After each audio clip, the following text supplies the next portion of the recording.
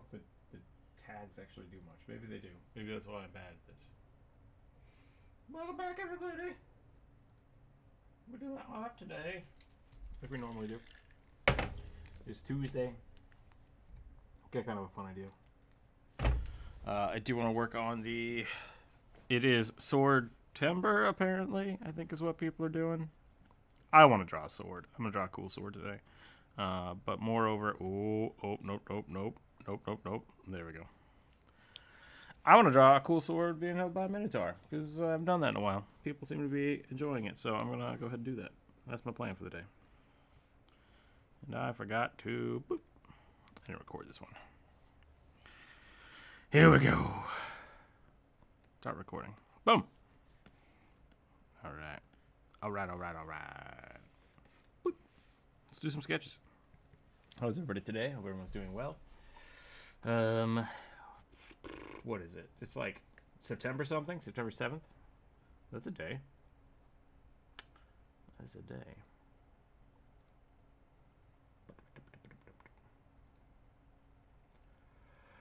Had a long weekend. You know how long weekends go. Decided to take Monday off per the holiday. Well, that's the first time I've done that in years. Here we go! Oh, it's 3:12. Thank you for following. How are you today? But yeah, that's it. So I took yesterday off and played some games. Finally did like a full workout, which was nice. And now I'm exhausted, as you do, I guess. Whoa, what's up with that pen? That's not the right pen. That's better. That's better. Let's draw some Minotaurs. I want to draw something very specific. I want to draw a sentient sword being wielded by a Minotaur. So I might first have to figure out how the Minotaur's pose is going to work. I might have to look at like some Conan pictures or something. The Minotaur is going to be the secondary character in this picture. Because I really want to draw like a sentient sword. I think that'll be pretty awesome. Then again, I guess stuff like Frostmourne. Frostmourne is a sentient sword, technically. It just only told Arthas to kill people. Kill them. Kill them all.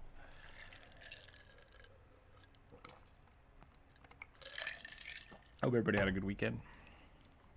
It is Tuesday now, so I hope everybody had a good Monday. For those of you that did not get to take the day off, I feel your pain.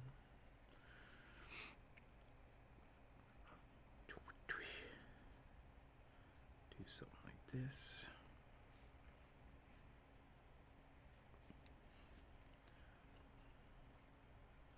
I think I am gonna have to look up some Conan the Barbarian references. Because I want this to actually be like a pretty good like I want this to be a real pose, right? I want this to be the way someone would hold like a two-handed sword. So I'm gonna have to do some quick little research, and we'll get to getting there. I did add the wall widget, so if people want to throw fish, that's fine. Oh, I think I screwed up the combo. Hold on a second. I want just spams of rugby from time to time. I think that would be fun. So let's change that. Let's change that real quick.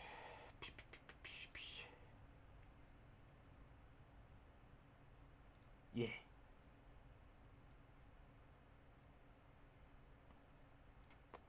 We'll do a maximum of 6. How's that? We'll try that out. We'll see how that goes. 1, 2, 3, 4, 5, 6. This is gonna be chat today. Just.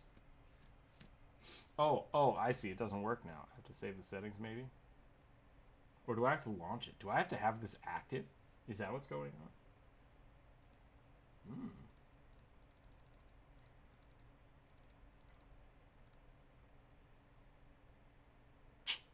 And now it just doesn't work. Super fun. Apparently the combo required does not work. So I cannot have that on. Oh. I'm an idiot. There's two settings. One that says you need at least 3 in a row to work, and then the next one says duplicate emotes will not be shown. So I think I had it programmed to just not work. Let's find out. Or maybe it just doesn't like too many emotes. Man, everything's broken. I don't understand it. Spam it.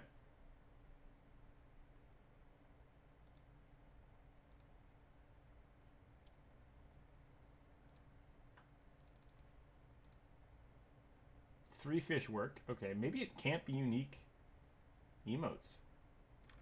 Maybe it has to be the... I don't know. Work there. I don't know. I don't know what's happening. If I turn that off, does it work? Welcome everybody to chat, by the way, who's just watching me play with emotes. No, not works. Okay. I don't know what I did, but it exists now. Everybody have fun with that. Everybody have fun. Right, swords. That's what I was trying to do. I was trying to look up two-handed sword poses.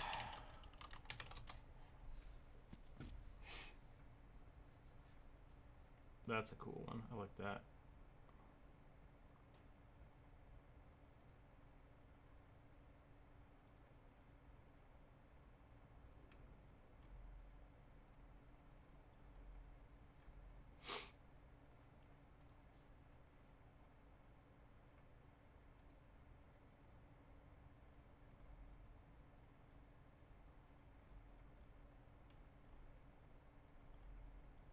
God, that's some really cool shit on the internet.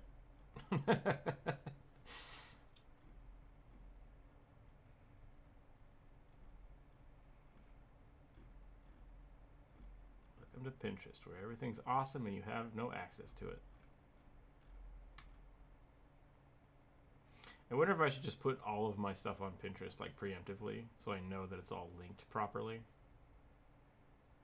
That would probably be smart.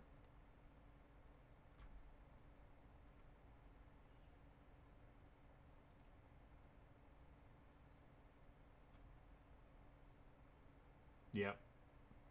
Look, don't touch is a good way to think about Pinterest. Like, just avoid it like the plague.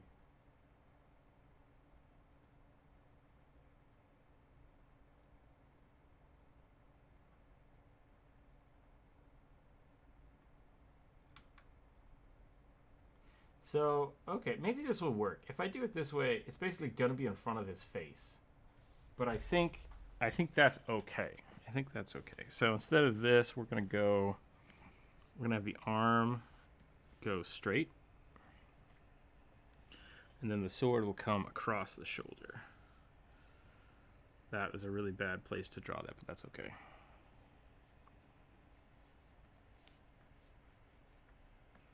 So we're going to do something like this. And then his body will be sideways. And the other hand will be over here.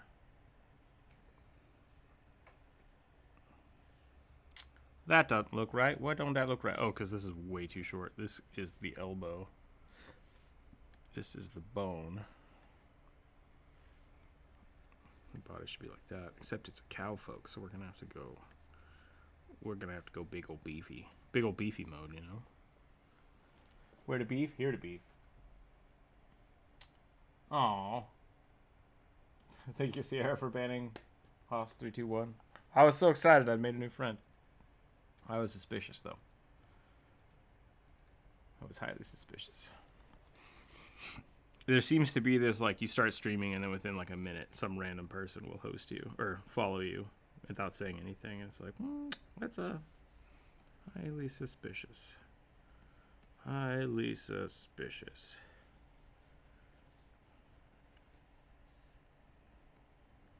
That's fair. If you want to lurk, that's totally fine. But It seems to be a reoccurring thing that I think is... I hope. If you are not... WTF is that? One, hello. Migo Burr. Fair enough. Fair enough, you know. For everybody that I say might be a bot, you go Burr. I don't think you're a bot. We've drawn Minotaurs today. If I can figure out how bodies work, we'll find out. It's been a long while since I've drawn a good Minotaur. I mean, I haven't drawn an evil Minotaur, so just haven't drawn a Minotaur in a while that wasn't like a 2-second sketch. Maybe I should get really fancy with it and like find a cool, unique yak or cow and make that the design. How is this lady doing this? I'm so confused. Body. Okay. Leg. So we have an action line going like this. Ah, hair in my eye. Oh, it doesn't feel good. I'm right.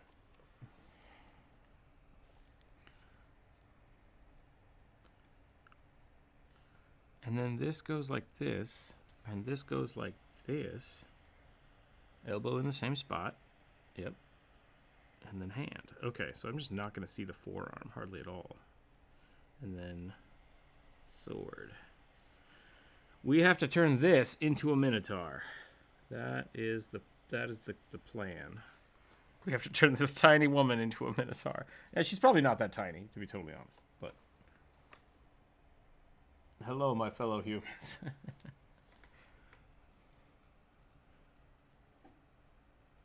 Pedro Guest, how are you today?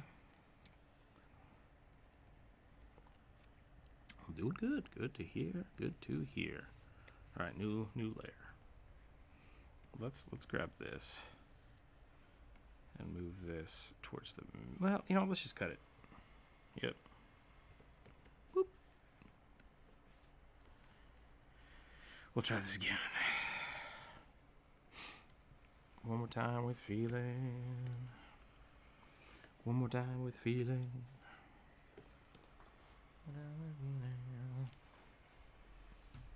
I'm doing good. Good. I'm hanging out in the voice channel chat today. If you want to hang out over there, you're very welcome to. Thank you for all the coded pictures. I do appreciate it. Frazetta. Let me get all of my chats somewhere where I can see them. Okay, so we're gonna go. Let's see if we can beefcake this up, because Minotaurs are huge, right? Like they're just big old things. At least in my mind.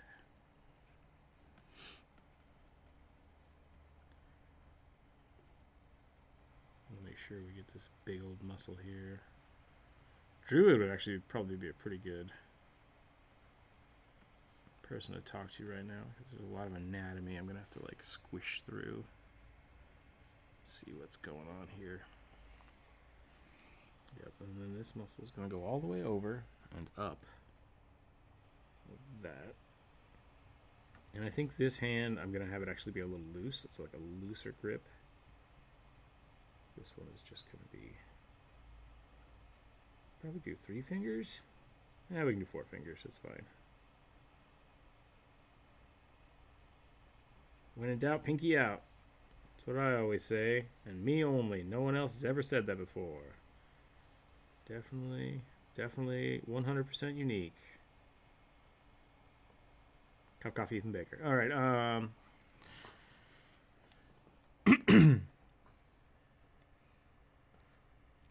hang out in the voice chat chat? Yeah, you're welcome to hang out. I don't think I'm projecting it. I hope I'm not projecting it today. So if you want to hang out in the voice channel chat, you're welcome to hang out. It does screw up the Twitch analytics, I guess. Because people aren't listening to the Twitch chat, but... It is what it is, you know?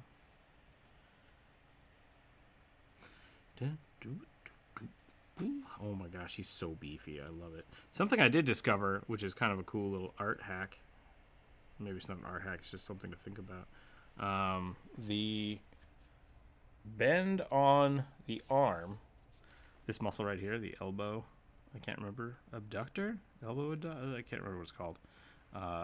Is like the same direction as the tricep. So like if your arm flexes, the tricep stretches the same direction as that muscle, and then when you flex, they kind of do the same thing. I don't know what I'm talking. No, that works. Yeah, these two muscles do the same, are used at the same time, so they're usually parallel. It's really kind of interesting. Like if it comes around and it goes this way, then this is actually like really tight, and then you have this kind of thing. It's kind of a weird little thing I noticed the other day watching a Proco video.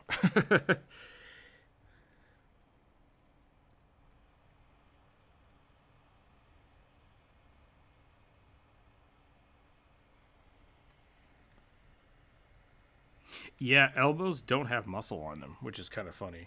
Elbows, fingers, your fingers don't actually have any muscle, which is kind of fun. There's a little bit of muscle in your hand so you can flex your hands together, like the muscle that keeps your fingers together. But going down your fingers, it's all in your arm. It's all ligaments in your arm. It's kind of cool.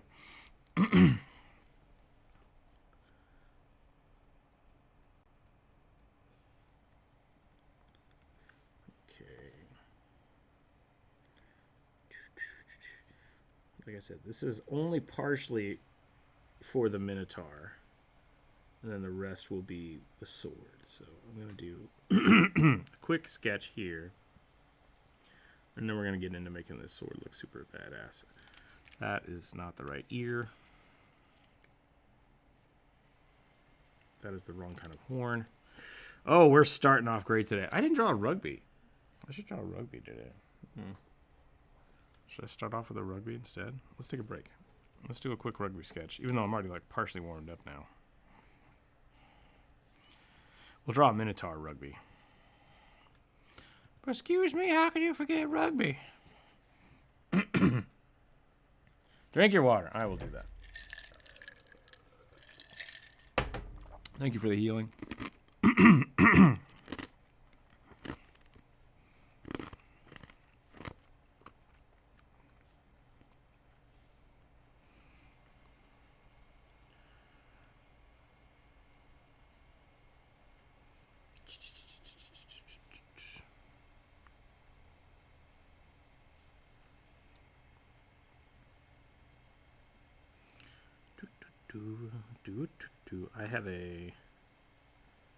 I got some D&D games this week. I'm kind of excited.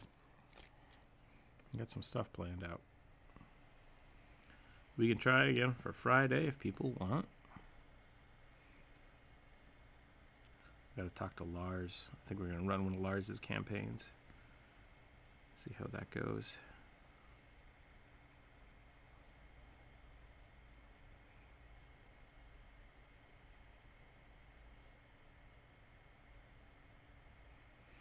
Bull nose rings are really mean.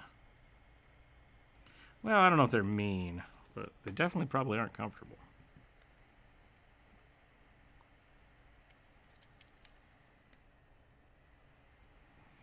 Yeah, but I don't think people like getting their piercings yanked on. I don't know that for all people, but I generally don't think I would like that. Right. Now I don't know if I'm listening to the Rook Discord or the Rook stream. I mean, some people IRL use them. Yeah, I mean, the thing with the Twitch stream is I like the Twitch stream because it keeps things kind of cozy. But I like talking to people, so having the Discord open is nice. I am going to start probably Wednesday, Thursday, Fridays. At least Wednesday, Fridays. I think I'm going to start opening it up to Patreon members and the Discord creators, because that way I can kind of curate it and I don't have to worry about making sure people are 18, making sure they're okay with being on stream. It's like, if you're one of those people, that's the deal. Like, that's how it works. So I'll probably start doing that on Friday, and then that way I can start like inviting people and having hopefully meaningful conversations with people. Not that these aren't meaningful.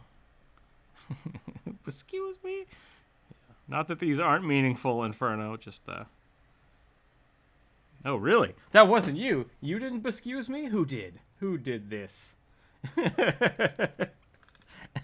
Thank you. Thank you, WTF. I do appreciate the excuse me redemption. Oddly enough. Uh-oh. There's supposed to be a cooldown on that. And apparently there is not. Let's deal with that real quick. Thank you for bringing that to my attention. Uh-oh. All right. All right. I see what's up. Where's my sound widgets?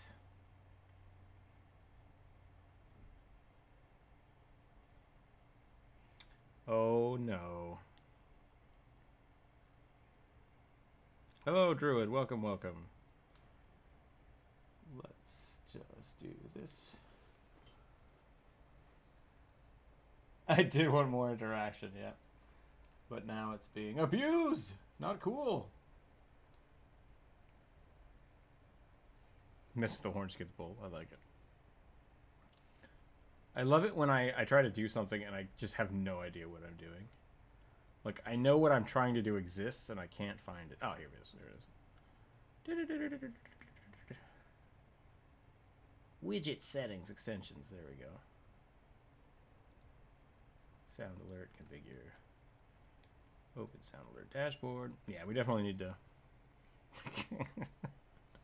Full of beans today, WTF. Full of beans.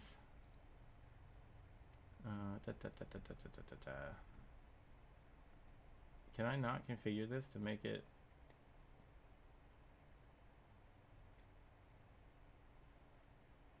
The F?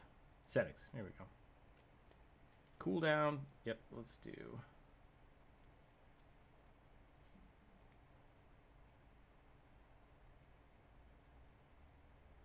Oh, weird. That is funny. Oh, no, it's not. Okay, I get it. Got it. Save settings. I understand. Okay, that should help with that. Thank you for bringing that to my attention. Hopefully that saved it. I don't know. How are you doing today, Druid? I'm doing Swordtember, or whatever the hell it's called. I'm gonna draw some swords. You've been drawing some pretty sweet swords in the chat. I'm gonna try to draw a intelligent sword. That's gonna be my goal today, and a minotaur. Those are the two things I'm doing. I'm gonna draw some minotaurs. Oops.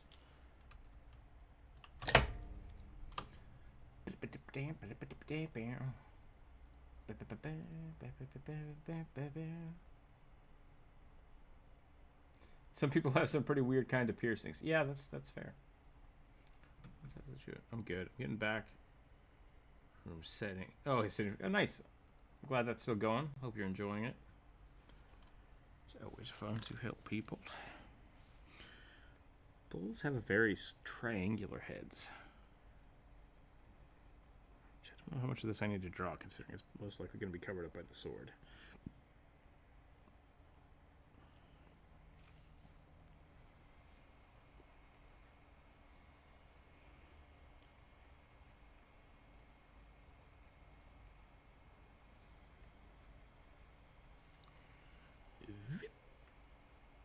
Does that look right? Yeah, it looks pretty good. I might want to go a little more something. I think probably a little lower. We'll probably try to bring this whole thing down a little bit. Probably have it behind the arm. Tilt it a little bit more. So like, wah! Yeah, that's way better. Maybe bigger? Oh yeah, look at that. Look at that big boy. Look at that big boy.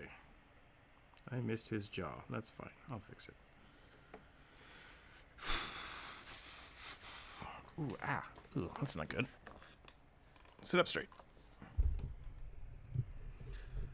His cat is adorable. I'm going to go eat and I'll probably join the chat, but I don't want to insult you with your mouth sounds yet. Fair enough. I appreciate that. I appreciate that.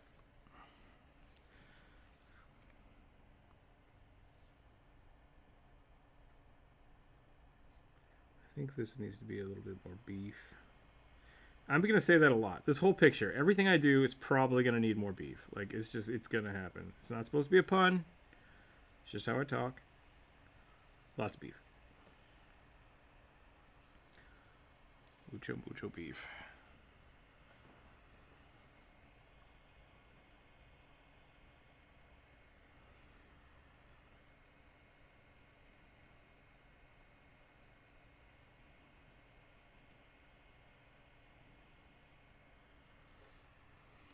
Getting back into things.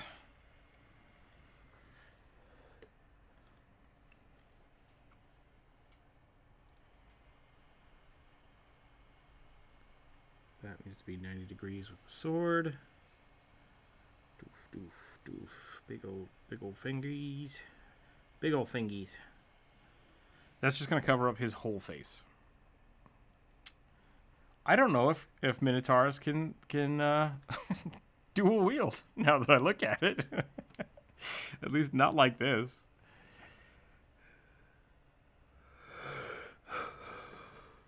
Would you have to switch the stance? Yeah. I need to rotate it more. I have it going too far across, so it needs to actually... Yeah. That might be a better pose for the Minotaur. Actually, I think that's closer to the pose I drew than I'm giving myself credit for. So we're gonna move this up.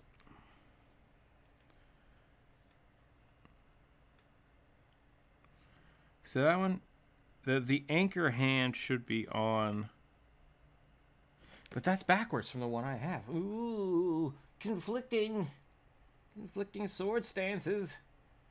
This one's from a Minecraft server, so I'm gonna assume they're wrong. That's that's what I thought. I bet that hand should be reversed. Yeah, because your backhand is now the supporting hand, and that's wrong. Okay, good call. Good call. Drew done did it right.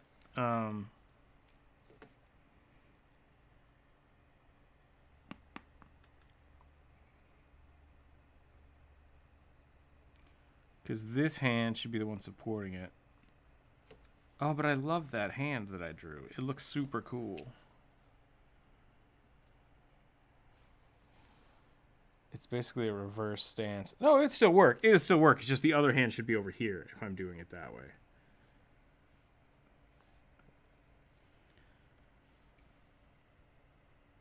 He's just doing reversed stance.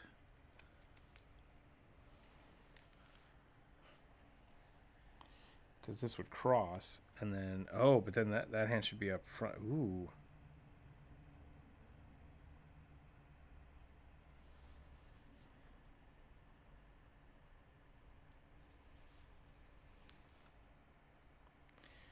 Yeah, that's just backwards. It's just backwards regardless of what I do. So that hand is bad, is basically what I've discovered. This hand is bad. So we'll try it again. It was a good hand. It was drawn real good, but not artistically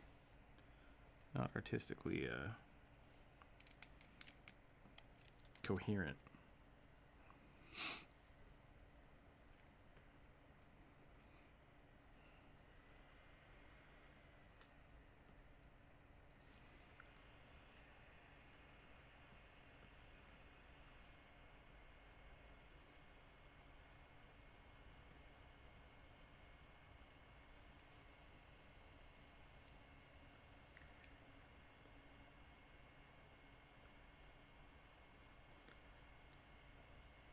You need healing. You need healing. I need healing. Let's get some healing. Thank you, Corvus. How are you doing today?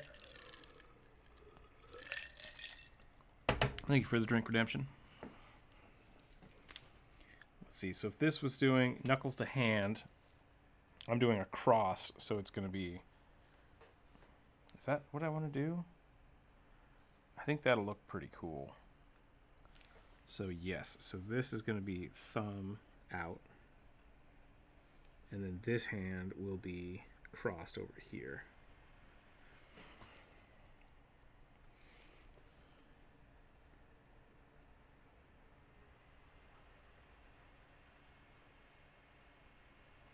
still get the same kind of pose, but now with better placement.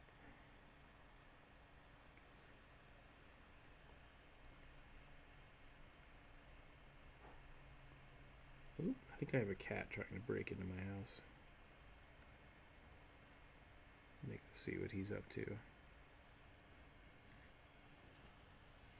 And then this time we will put the hand here, and the sword will go across the top. Oh, right through the cow rugby. I kind of forgot cow rugby was there.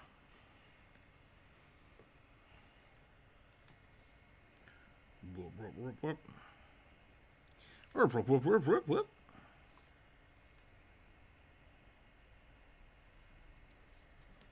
How are we going to make this sword look intelligent? That's the question. Should I just put a face on it? We could put a face on it.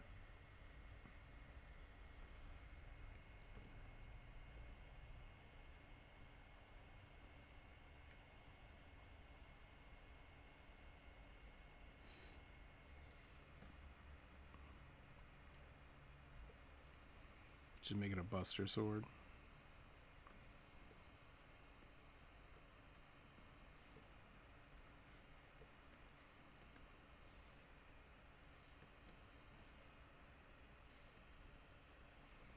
Got a whole bunch of lines there. Give me 1 second. I'll be right back.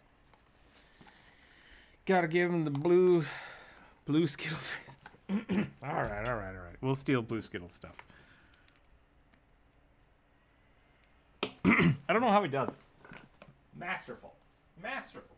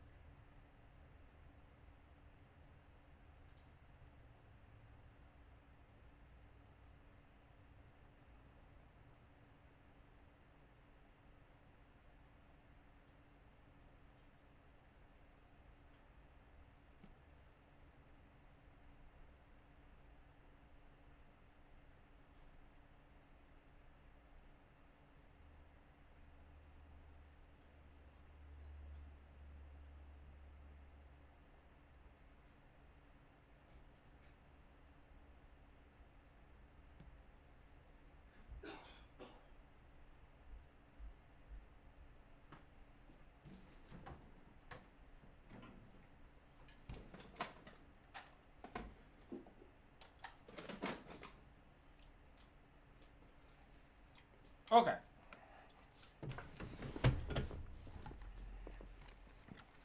Make it look slightly digital, techno, you know? Make it like a artificial intelligence weapon. That would be pretty interesting. Operation adding club soda to juice. Let's see what that does.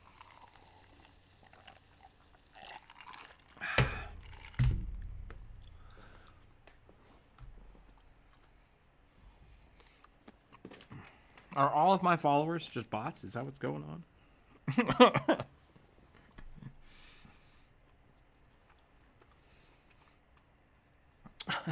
Thank you for the... Excuse me. What am I excusing this time?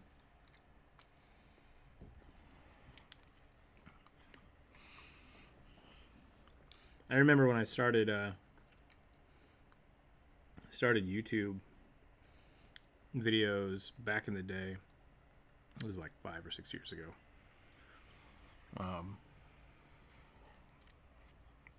Flip the canvas, but we're still in the sketching stages. Actually, that still looks pretty good.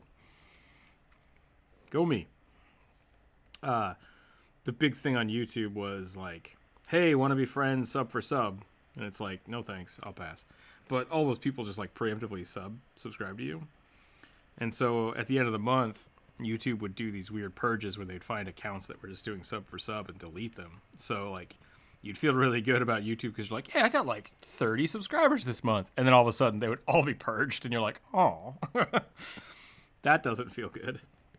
But at the end of the day, like I think I prefer that too. You know, having... Actually, at the end of the day, you would prefer that because those subscribers aren't watching your videos and that's bad. Bad for the numbers, you know?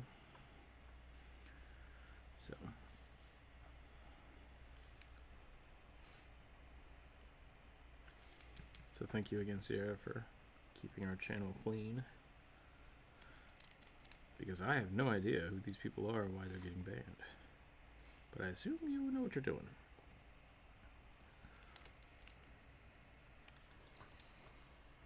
Okay. That rugby looks terrible. Blip. His eyes are just all over the place. I think eyes in front of face rugby is funnier than eyes on side of face.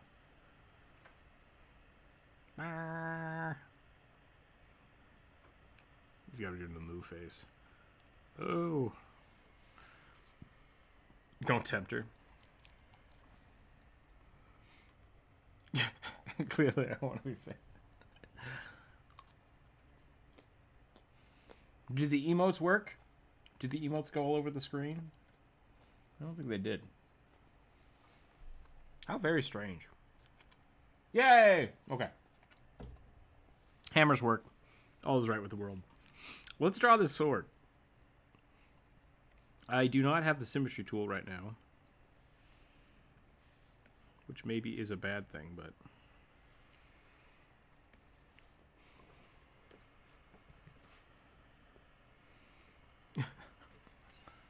blip, blip, blip, blip. Emotes. Emotes everywhere. I like it. Posture check. Thank you, Corpse.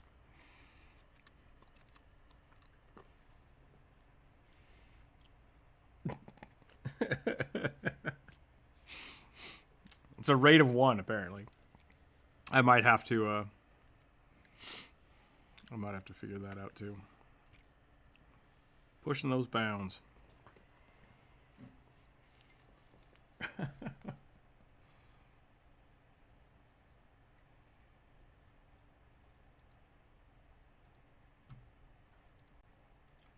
Da, da, da, da, da, da.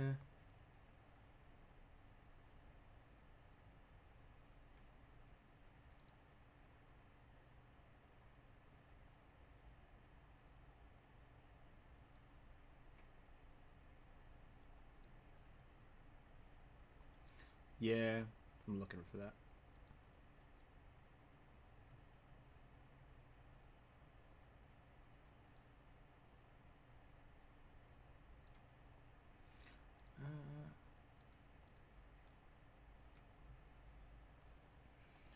Done. That's a lot of emotes. I tricked the friend I modeled for today into sharing your video with his kids, do art, play D&D. So that's good, I guess. I don't know if it's good to trick people, but I appreciate you sharing the videos. Dr. Random, how are you today? I'm doing well.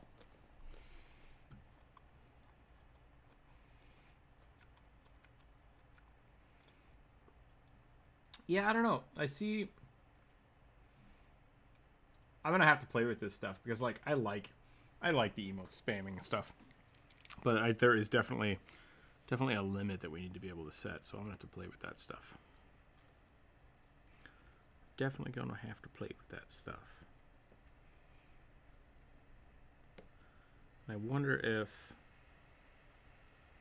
it should be something to the effect of. I'll look for like some best practices or something. That'll be fun. I should do some actual work on learning how to be a better streamer instead of just clicking buttons and hoping for the best.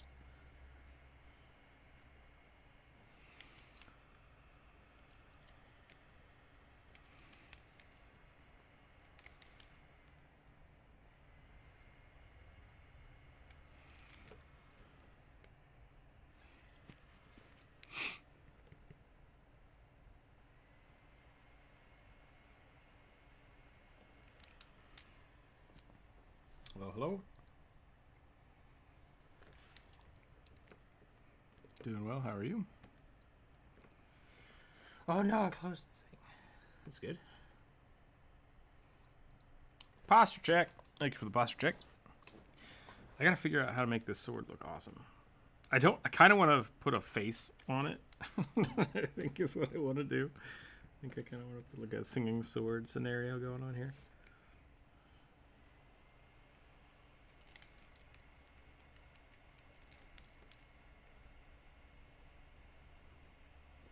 Yeah, it's definitely got to be like it's got to almost take up the space of a person, right? Like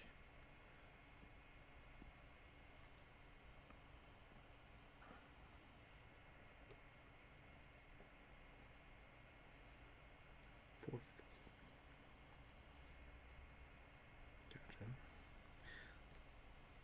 Not that all sentient weapons have to be two-handed weapons, for sure.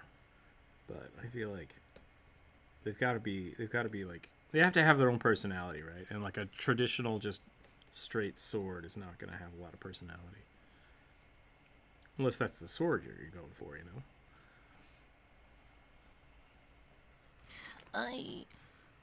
Yeah. I look very plain, but I'm the most powerful sword. All right, Captain Edgelord, let's get it going.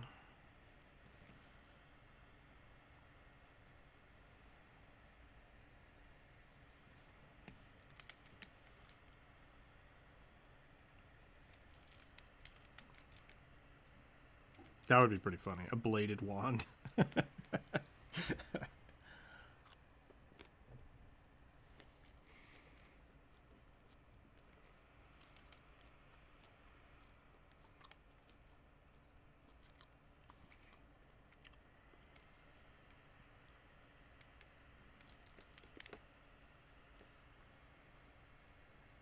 There's a lot of cool... Was it the Wand of Striking or something? No, the Staff of... There's some Pathfinder weapons that are like our quarter staffs as well as rods, which is kind of cool. Jack, welcome. How are you today?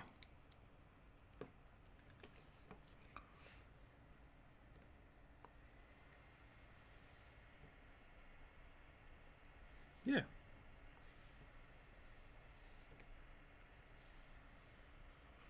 Yep. There's a weapon that does that. It's a staff of crap. I can't remember what it's called. But basically, yeah, you can use it as a weapon. It has a bunch of cool spells in it, or you can break it and have it just explode. And I've done that a few times. I think it's supposed to be like, oh, it's dangerous and it could explode if it's ever like broken or attacked. But it's like, I'm just gonna break it on my leg and blow up. I'll probably survive that. I'm pretty tough.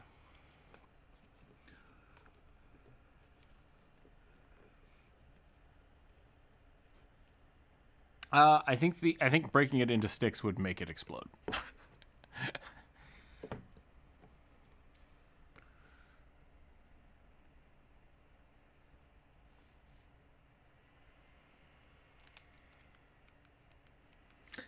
So what you're saying is you want to make basically scrolls that are sticks that you can throw that blow up, because those you could do that already with like alchemical. Sure. I don't see why you couldn't do that. I wouldn't use that staff though, because that's like a 60,000 gold staff. When you could just enchant like fireball onto a stick for much less.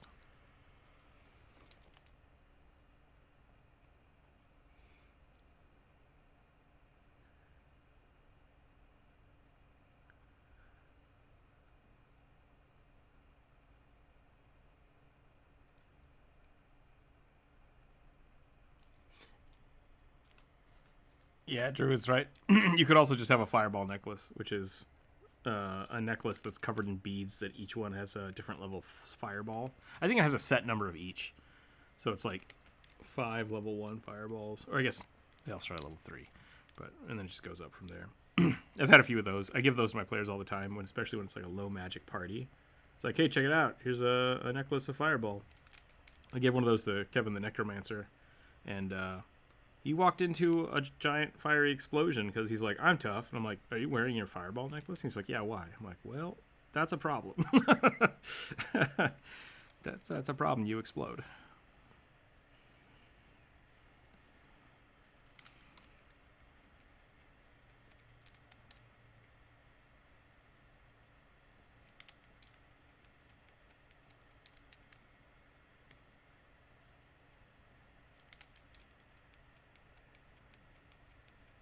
Maybe.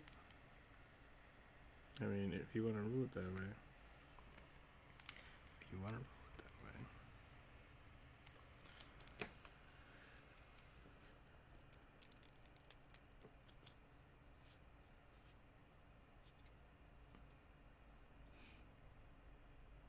I don't know how you would set that up. I don't know how you would set that up without something like a save. It seems like it would do the same amount of damage unless you like really trick them into it. The Staff of the Magi in 5e can sometimes something like that. If you break it, it goes boom. That might have been what it was for the last time I played it. To be a sniper assassin, a D&D rogue, or a ranger. Jack, I don't know if you want to be a rogue or a ranger. If you're trying to focus on bows, both are good. It really depends on how you want to play your character out. Because like if you're doing ranger, you're going to be a lot better at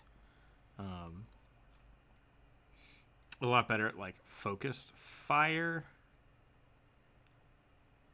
and in combat maneuvering, whereas with the rogue you're going to be a lot better at like out of combat everything and like really, really good single target damage. So yeah, I think the ranger has a lot more like combat diversity because you can do things like ensnare people, you can have some AoE spells, you can buff people, you can get minor healing, whereas the rogue is going to be kind of like, I can do damage to one person in a lot of situations, and then that's it. So it depends on what you're going for. If you're going for assassin, I would say probably rogue, because the sneak attack is amazing. But if you want to kind of do cool stuff for the party, I would go ranger. That's generally how I look at those. How do I put a face on this sword now? That's the question. One of my players asked me that question. Well, I hope that helps. I hope that helps. Yeah, fireball. Cool spell. Putting it on spells, really expensive. But can be a lot of fun.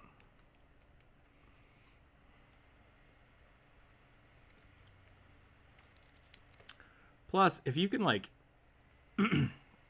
with your example of make something small like a toothpick and then trick somebody into using it and blowing their head up with a fireball, why not just poison their food? Like if you can get that close, it would be much cheaper.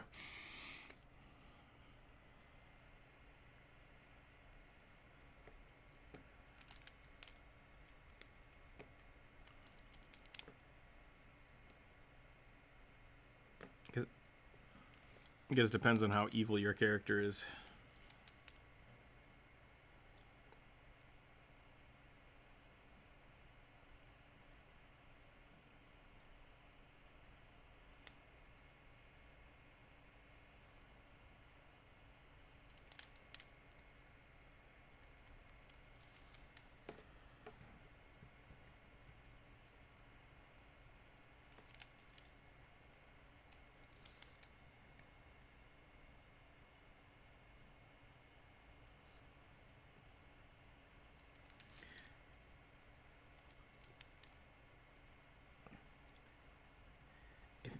If your argument is it'd be much easier to find where the poison came from than it would be to find where they made a magical toothpick, I think it's probably a lot less likely that there are people that can make magical toothpicks that explode than there are poisons.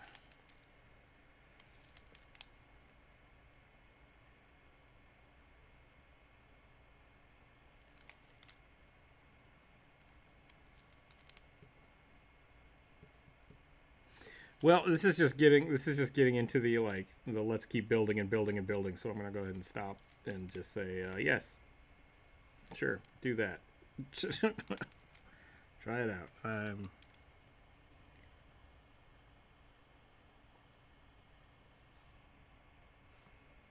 Yeah, they gotta have those nasty teeth. The argument is flawed. Evil villains don't use toothpicks. Only cowboys.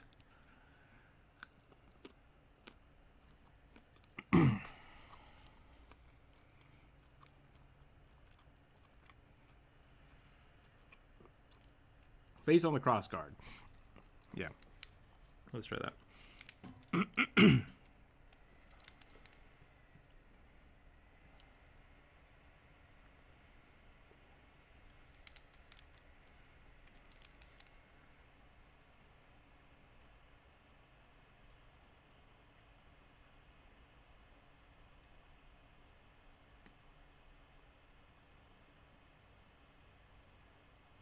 I think we're going to go Oni Mask.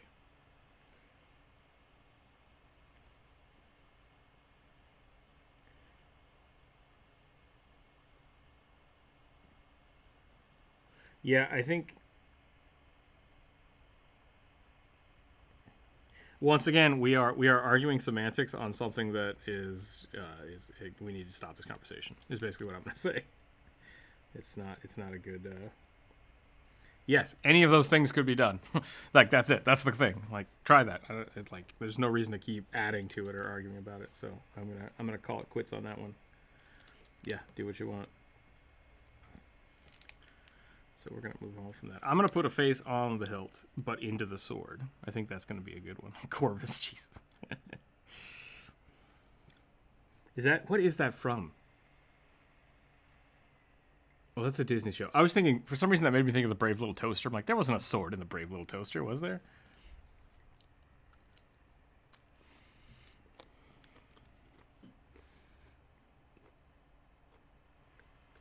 Sure. I mean, it was. Yeah, absolutely. Super dark.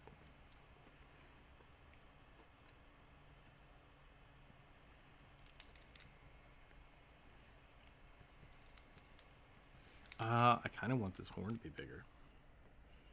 I like this concept. But it's gotta go bigger. Gotta go bigger.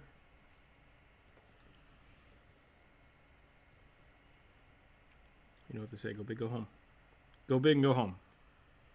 That's what we do. That's what we do here. We go big and then we go home.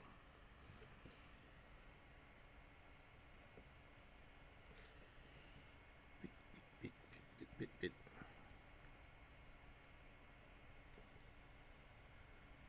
So a new Pathfinder game came out. Mr. Jonas, welcome. If you really want a creepy sword face, the blade makes the most sense. Yeah, I think it needs to be kind of branching off into the sword. How are you, Jonas? Nice. How did it go?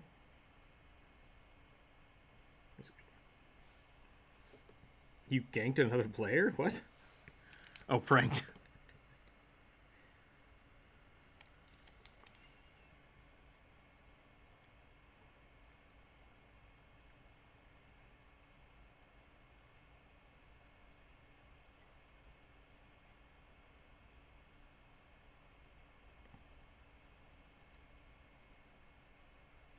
That's awesome.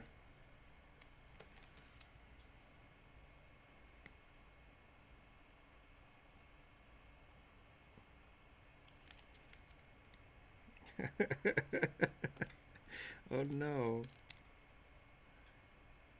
That's funny. That is sad. Okay, so there's a player died and stopped the campaign for a while, and then decided to come back. His PC died. Yeah, sorry. Oh my god, a player died. That is not what I meant. I'm so sorry to start that conversation that way. A character died, and so the player stopped playing for a while. I guess the next sentence I said was so he stopped playing for a while. That's probably how that would happen. And then when he came back, you pretended that the whole party had died and made new characters. And that's sad that he was sad about it. But I also totally feel that. That's a weird prank. I don't know if I would pull that on somebody. Yeah, that's traumatic. Funny, but sad.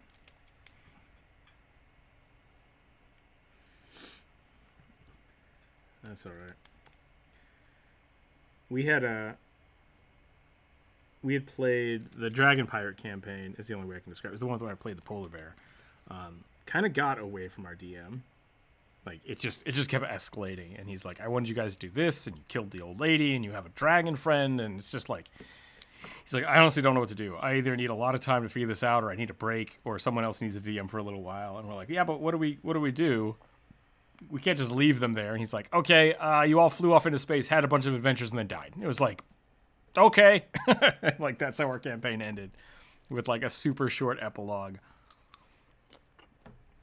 that we've since retconned, but still, there are definitely funny things that can happen. So having a whole party wipe as a means to a prank, I could buy that, but it would be sad.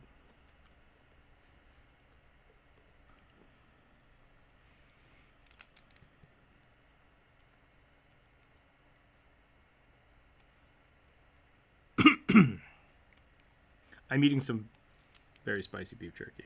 It's quite delicious.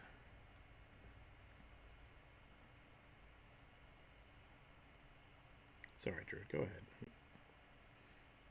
Didn't mean for you to stop talking there.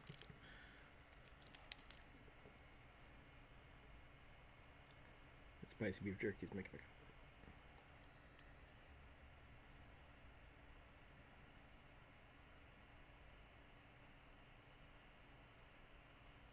Let's see how this looks with the copy flippy. Super derp. Ah.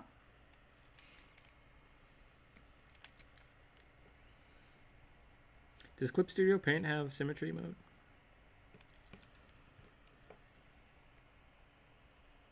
I mean, Photoshop should have symmetry mode, but I'm using an older version of Photoshop because the new ones are terrible.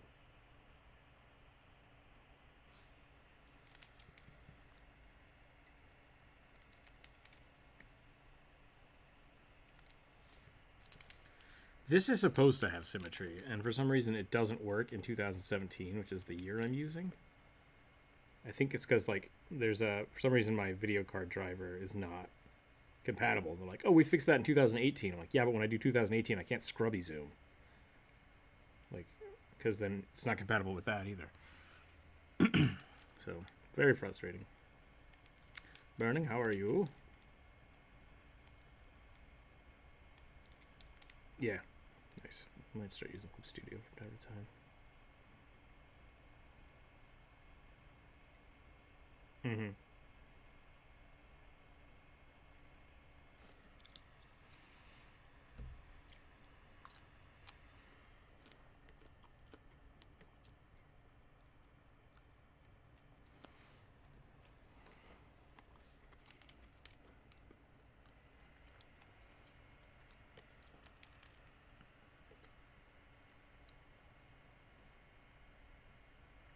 Doing pretty good.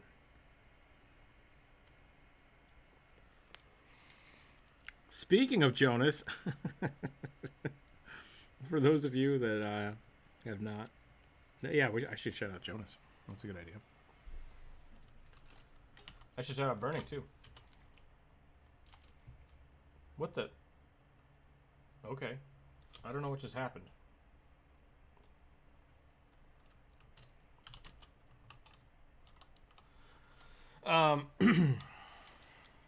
I think Streamlabs just took a poop. Yeah, I don't know what's going on here. Maybe? Okay. The new Blue Team episode is up on YouTube. If you guys want to check that out, you're very welcome to. Inferno and Burning. No, sorry. Inferno and Jonas. And Doughboy. That's Blue Team. That episode is up. Episode 2 onto YouTube. Check that out. There's a link to the YouTube if you want.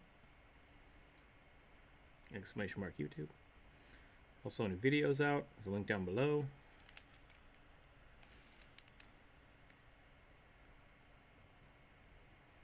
If you want to check out those sweet, sweet D&D games. That's all. I just wanted to tell people about that. Gotta plug my stuff.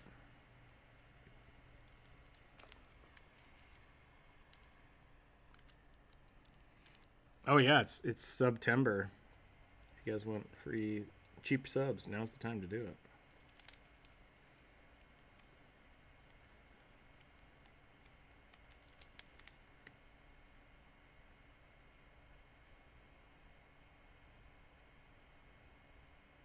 It's gonna be September and then Subtober and then Subsember again.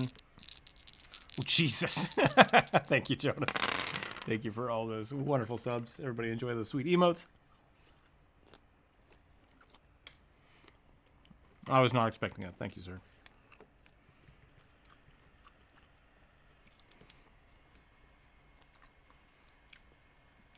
Nudgekin.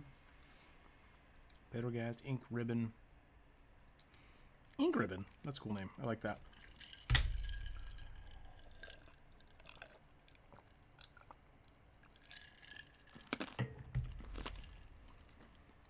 Players ask me if they could play as an Oni.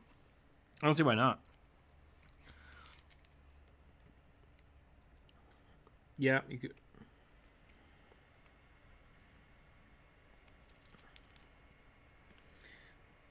Yeah, I really like regeneration.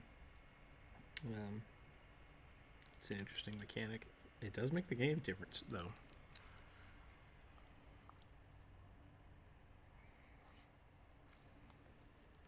Yeah. How would you do that? Well, I don't know. I don't think I made an Oni video. I did do an Oni artwork once. You can either grab the book, like the Oni stats, and just have them start with that, or if you want to do it Tasha's Cauldron style, basically pick one or two of the Oni abilities, scale it down to be based off of their level, and then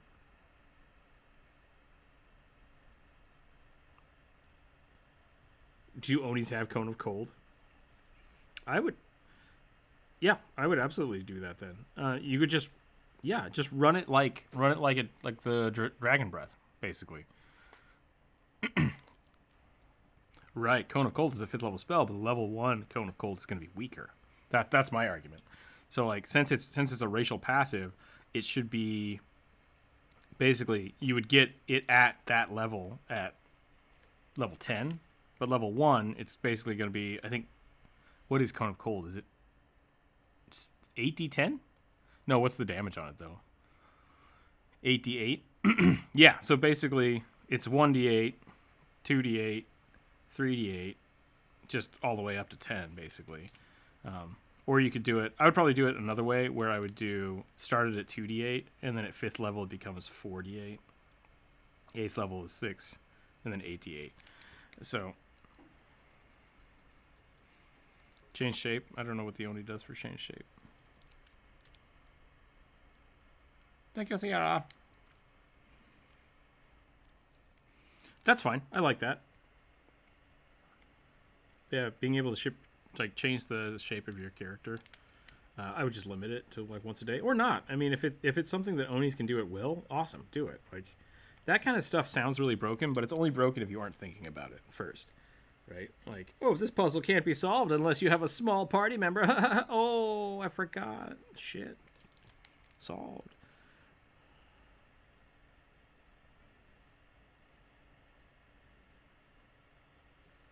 Yeah, I mean, I think it's fine.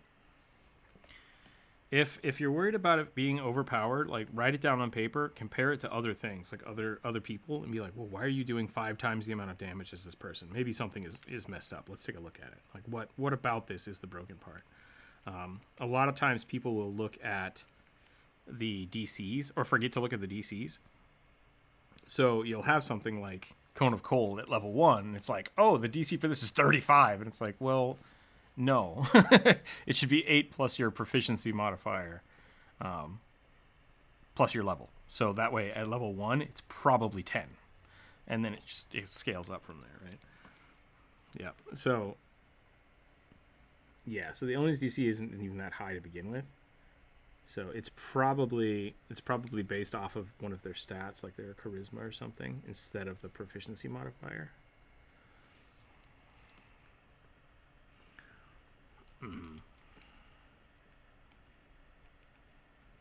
Invisibility at will is a fun one. I like giving rings of invisibility to my players to see what they do with it. It's like, well, I just walk around. It's like, cool, do it. I stab that guy. It's like, great, you stabbed the guy. Yeah, try it out. Super fun. Posture check. And Oni in Japanese ogre. You have a lot of innate magic. Yeah. Yeah, absolutely. It's just like, the reason things are balanced the way they are is for ease of game balancing. And what I mean by that is, if everybody is about the same power level, it's really easy to make encounters for them because you know exactly what's up. But that's where power gaming comes into being a problem, is when someone power games without telling the DM. So everyone's like, okay, we're all going to do this. Sit down at the table. It's like, oh, I got 17s across the board. It's like, well, then you aren't going to have a problem fighting 15 goblins. So let's let's just see what happens. Maybe. That's not true. Jonas, don't bring your goblin whatever in here.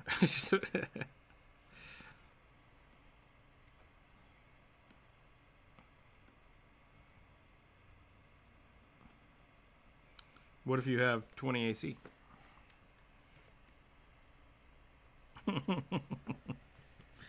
Yes, if you're by yourself, I don't understand if the whole point of you playing this game and this analogy hinges on the fact that a power gamer has come to the table, probably not playing by themselves. Yeah.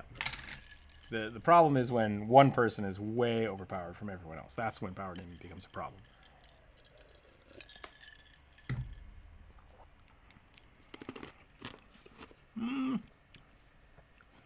15 goblins. Let's actually look at it. 15 goblins is basically it's a CR, like a CR4, CR5 encounter. A team of 5 people could definitely take out 5 goblins or 15 goblins.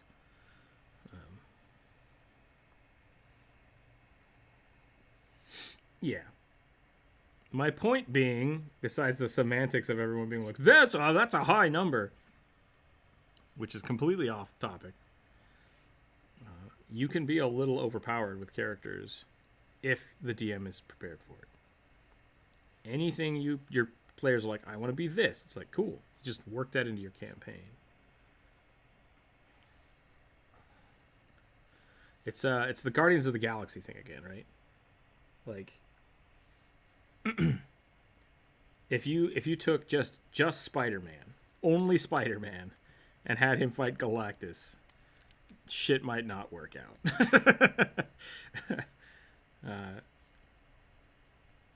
Like the Guardians of the Galaxy are just on a different tier of things they can fight because of the party makeup and the players themselves. Whereas the things that Spider-Man's deal with all the time, Groot would probably just eat for breakfast. Be like, what the fuck is this? The guy dressed like a rhino? Cool, he's dead. Oni lycanthrope. Yeah, that could be funny. That could be really funny.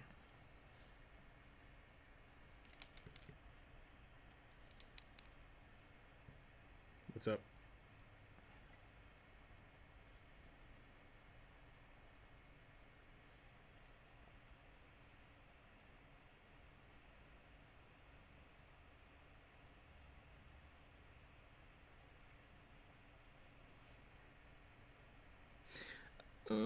Yeah, I mean, Onis are...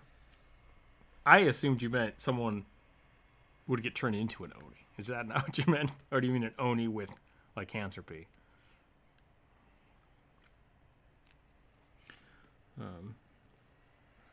Because if that's the case, I think they'd be hyper resistant to it. Are Onis not resistant to magic or curses?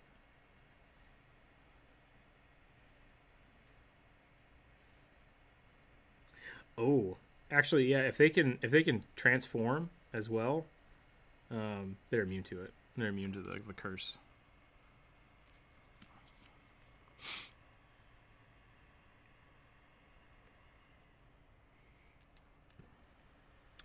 we go. I think that specific curse is not Oni Oni effect. But that people turning into an Oni, that'd be kind of interesting. That'd be a cool curse. That would be a cool curse.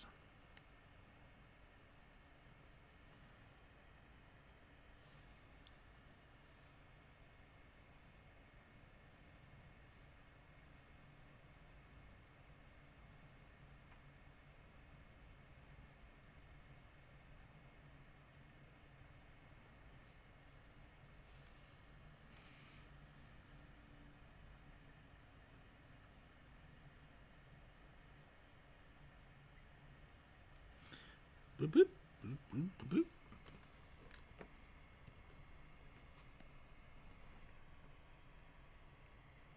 I mean, good luck.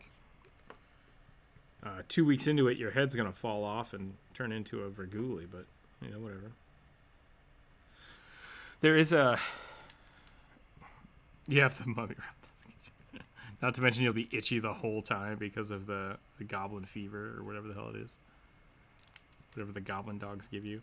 There's a there's an oracle class in Pathfinder called... Oh no, I just drew all of that on the sword layer. Well, fuck a duck. I'm gonna merge down. Called... What is it? Let me think about it. Either way, the oracle picks a curse. They pick a curse. It might just be the regular oracle. You pick a curse, and then you spend the rest of your game like slowly adapting to it. So, trying to think about which one. Like Jump Rope picked.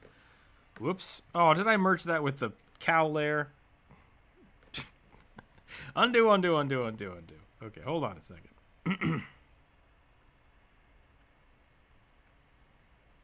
Oh, so we're fine. We're fine. I'm putting all of this on the right layer. I don't need to merge it down.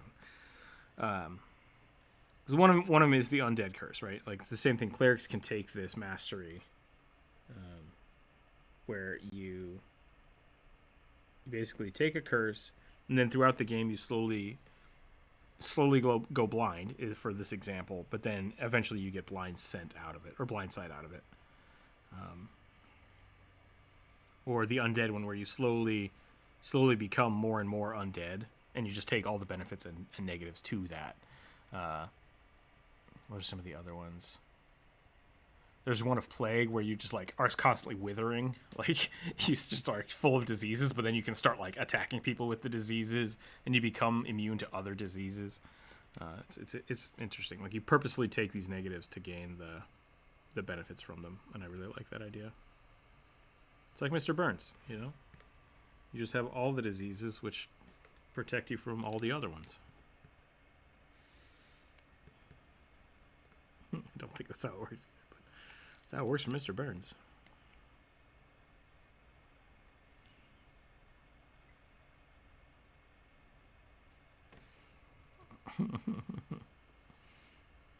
Oh, hoi, hoi.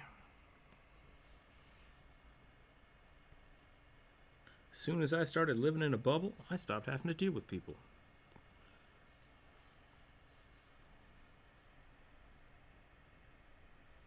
I kind of want to give this Minotaur some like sweet horns, but I'm not sure what to do.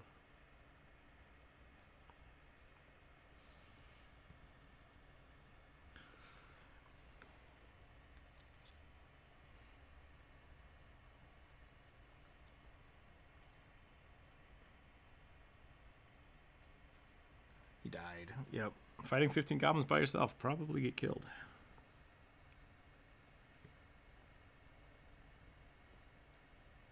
Dangerous, yes, but not impossible. I think it's still used.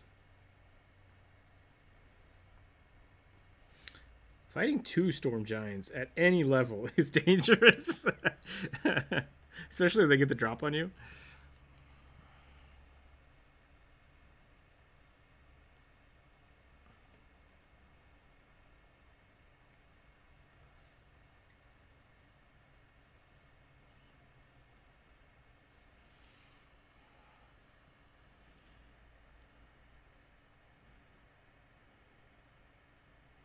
Yeah. I assumed because I threw a bunch of stone giants at at Kevin the Necromancer that he would fight them with his giant corpse minion. I'm like, this is gonna be a really cool like kaiju battle, and instead, Lars with his gunslinger just runs out into the open and like pew pew hits both of them for like 40 damage. I'm like, okay, they both use their catapults on you. Lars instantly dies, like just one shot at just blah blah. It's like they have trebuchets on their shoulders. I told you that, right? Like they lob giant rocks. I don't know what you expected to happen. Yeah. Wait, is trebuchet the word for arm? Okay.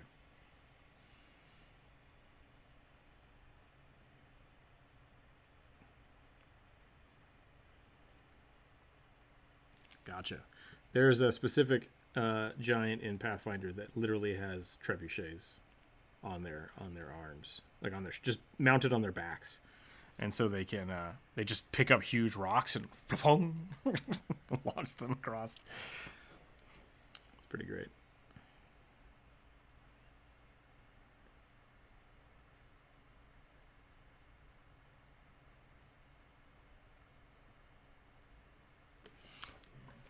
Hold on, I gotta look this up.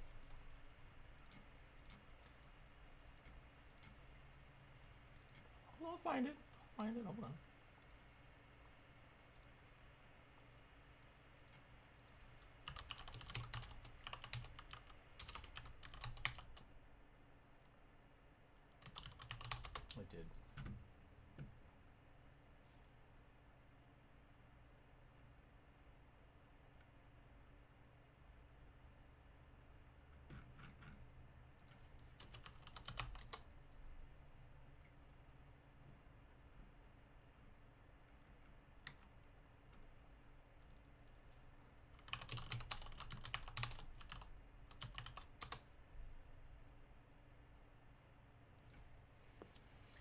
I did.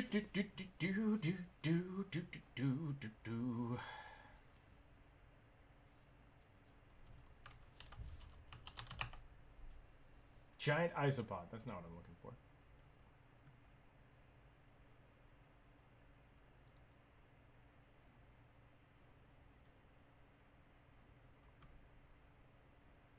Yeah. Wow, it is great art. Hired a lot of really good artists. What do you mean giants isn't a monster type?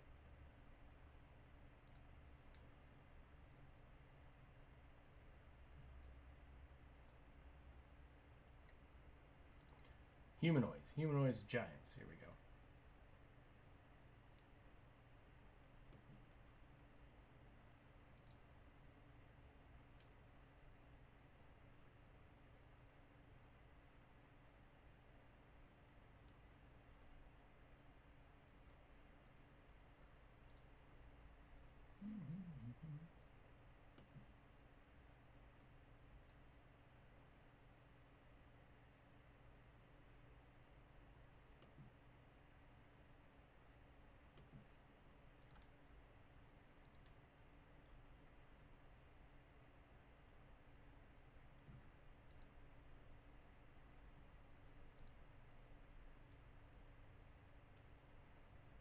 Where do I find these things?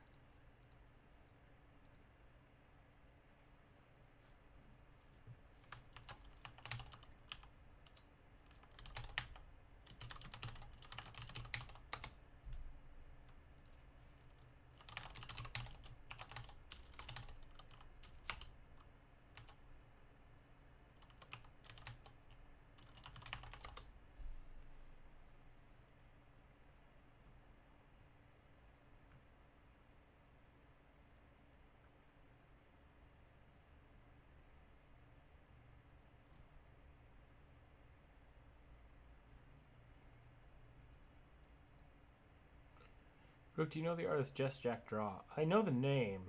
I'm not sure who that is exactly. I'm sure if I saw their stuff, I'd know them. I know they're a YouTuber. No. The specifically their ranged attack is a trebuchet, which I'm trying to find.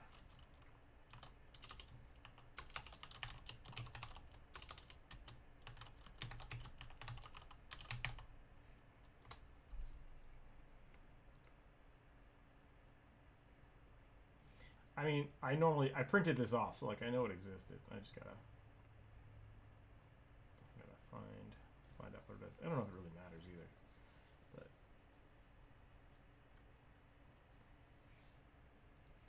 it would have been.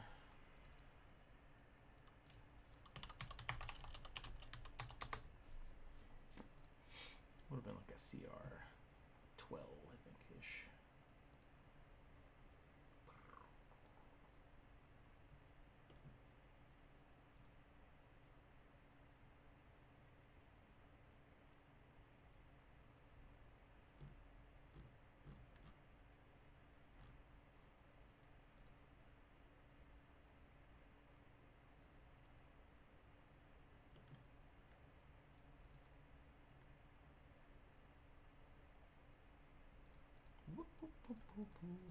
I like how we got derailed by looking for monsters because people don't believe me in that shit.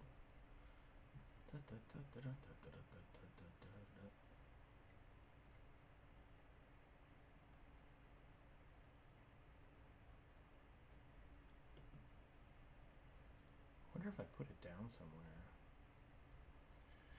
I could look in there. Let's check that out. Hold on.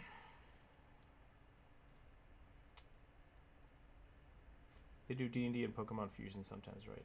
Is Jester Draw the one with like the little beholder? Baby beholder? Okay, I know that.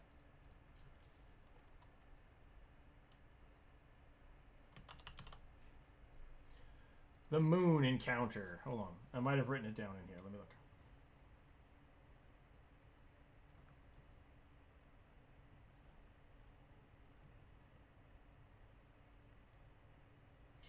Eerie Nears. Oh wait, that's not right.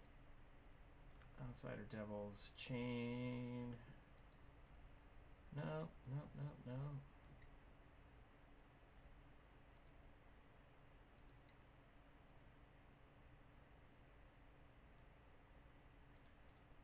Uh-oh, I didn't write it down. Why didn't I write it down?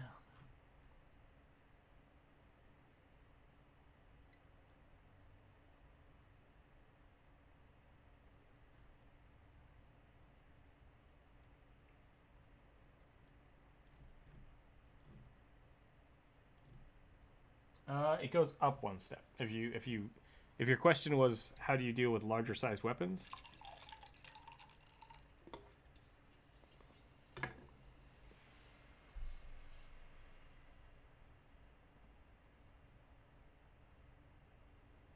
Okay. Yeah, I bet, yeah.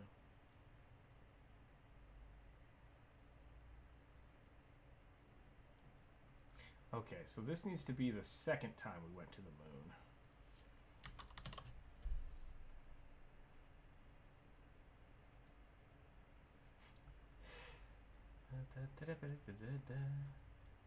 Shadow Giants.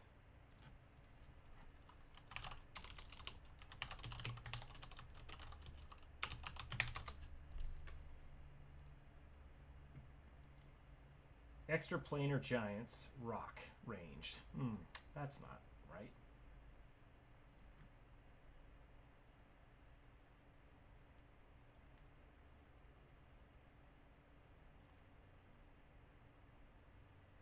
Feats. Oh, they have a feat called Great Trebuchet. Improved critical Great Trebuchet.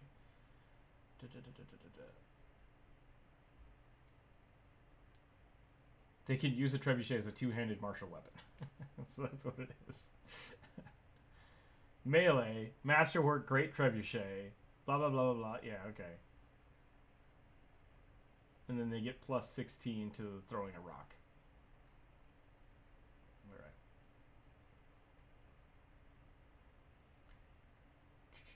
Masterwork, great trebuchet. Plus 23, plus 23, plus 18, plus 13. That's how many attacks they get in a round. And then it's 2d8 plus 12. Or 2 slams at plus 25, 1d8 plus 12. Awesome. It's weird that it's the melee wrench, though. Lars should not have walked up to that guy.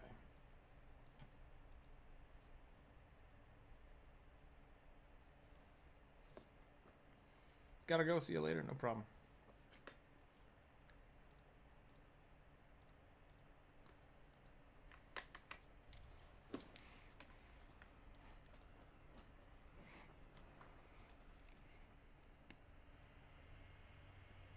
That makes sense. Yeah, I like that idea. That they just acquired the trebuchets while dealing with people. That's pretty good. Sorry. Go ahead. It was a shadow giant, yeah.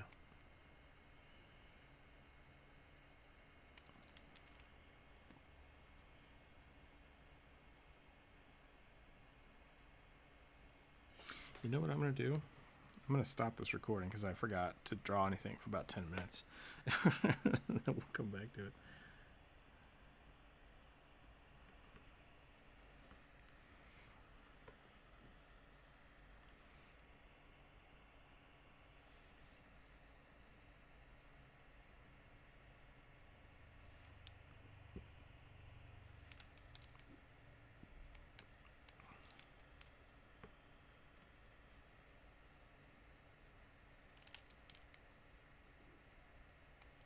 Is that different?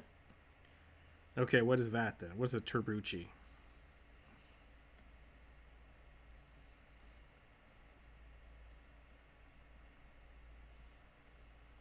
Well, shit. My ability to read has failed me yet again. Can you post a picture of that? Oh. It definitely looks like trebuchet, right? Pretty sure trebuchet has a CH in it, though. Trebuchet.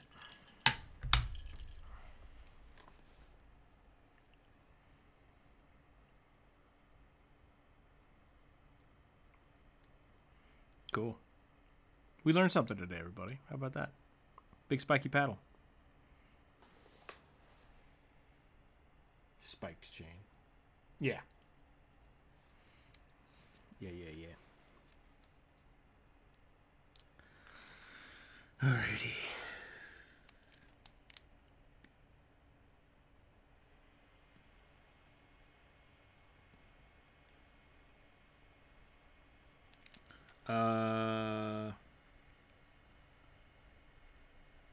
Catterwampus?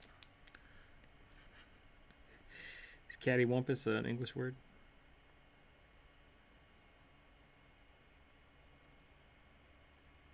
Kerfuffle? Waffle. No, waffle's a Belgian word.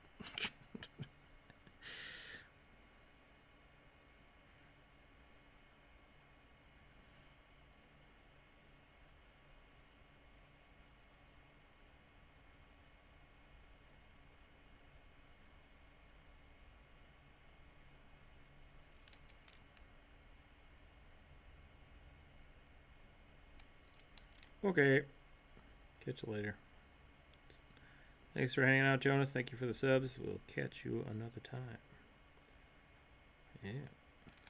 I'm probably not going to hang out too long today. I got a whole bunch of stuff to do this night. I got the... Bye, buddy. Have a good one. Jack, did you have a question about or something to comment about Just Jack? Or... That's an English. It's not an English word. Fair enough. Or are you just asking about my knowledge of them existing? Which is okay. I just didn't know if there was more to that train of thought.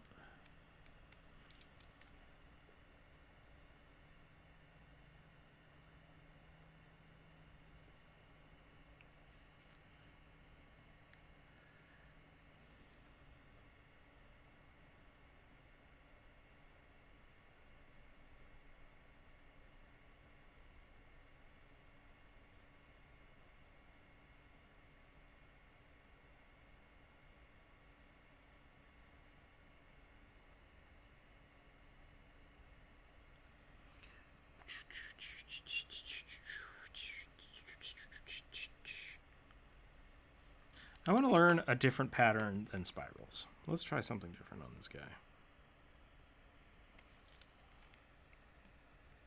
I got the masks primed up last night so I can paint some more of them.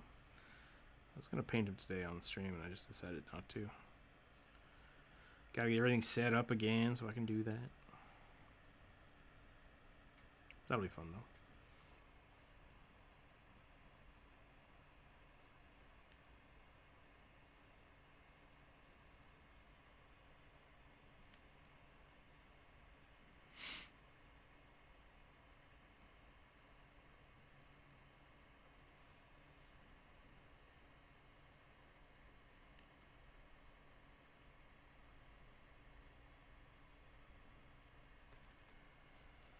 It was just a question. Okay, no problem.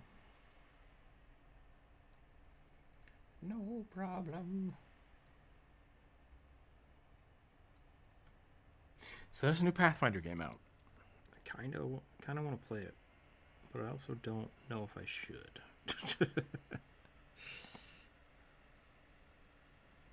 No, it's a computer game. It just came out like 3 days ago.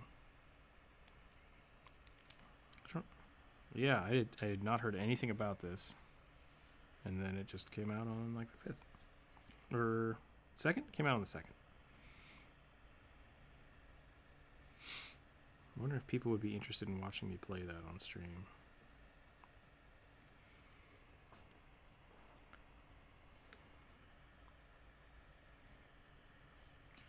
I'm always on the fence of like, should I do gaming? Like Twitch is meant for gaming, right? I mean, like that's why most people are here. I feel like art is kind of the odd man out. Well, I think hot tubs are the odd man out. No, maybe art is the odd man out compared to hot tubs.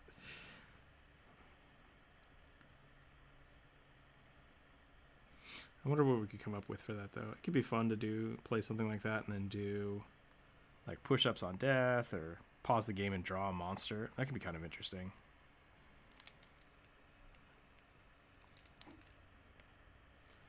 There's a lot of things going through my head because I'm like trying to figure out how like what can I do to be successful, right? Like what's the things that would be fun and worthwhile. Part of it was like, could do like a monster manual.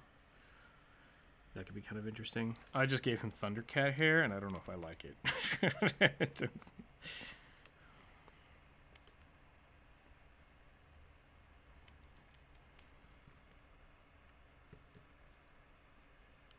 But I wonder if more games would be better for Twitch audience.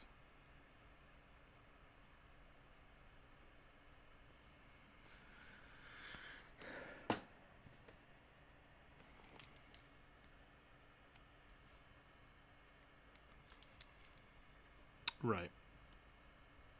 Like that is the weird thing about like the way the digital world works, right? It's like, do you do one thing a lot or do you vary yourself?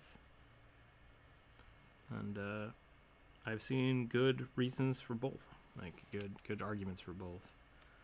A lot of larger channels, they'll notice like once you get so big, people like a specific thing, and so they'll make secondary channels. But like when you're so small, it's kind of a throw shit at the wall until something sticks. But like I don't want to not do art, right? Like I don't want to accidentally like be the next Minecraft streamer and then like that's it, which is not what would happen. But I'm just like as a hyperbolic statement, like it would be nice to be successful, but that's not what I want. And so it's like, do you not do games to avoid that, or do you just, I don't know.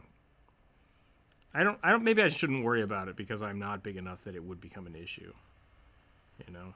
But I also want to spend my time in places that help the channel and the community grow in a positive way.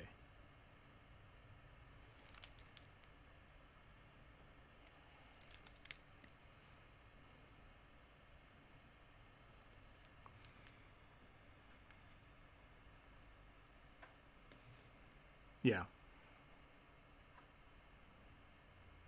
Yeah, you know what? Like, I know Smashly and a few others. Yeah, a few others play Final Fantasy, but what they do is they just like they have a specific time slot for that. They're like, oh, this weekend we'll be playing games on Twitch. It'll be fun. Maybe that's really what it is. It's just like I need to be consistent enough in my art streams that people know, like, oh, it's art stream time. And then I could also say, like, hey, on Thursday, we're going to take the day off and we're going to play some games. I think that's fair. I think really what happens, especially with YouTube and the algorithm, is like you'll do a video that's so off topic. This happened to someone who used to talk to all the time. Their channel was basically like a dumpster diving channel. That might not be the right term. I don't think that's the right term now. They would go to like thrift stores and just do big hauls, or they would go find things that were being thrown away and collect them and just fix them up, repair them, and stuff like that. And they were pretty successful in that aspect. And then when the fidget spinners became a thing, he found a bunch of fidget spinners. And so he did a video on all those, and that video exploded, and thousands of people flocked to his channel. And then when he went back to doing what he was normally doing, people left. They're like, no, fidget spinners only. And he's like, I don't want to do fidget spinners. But do you trace that trend, or do you keep going with it?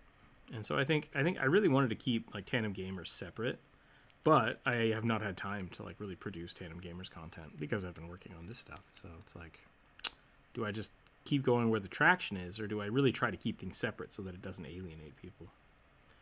And that's a weird question. I don't know if there's an answer for it. It's an ongoing thing. Or it's always a question, How will this video do compared to the other ones?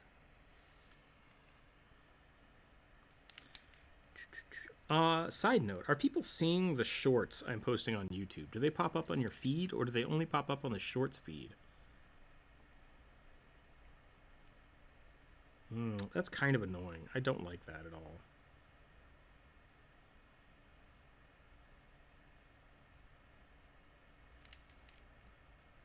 Yeah. Yeah, I don't like it either.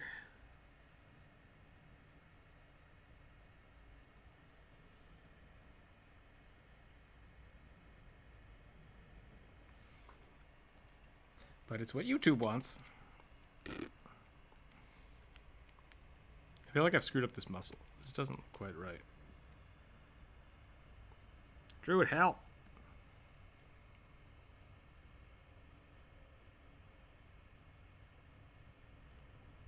Oh, okay, no problem.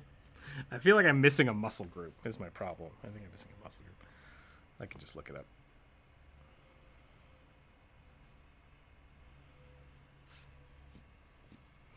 Okay.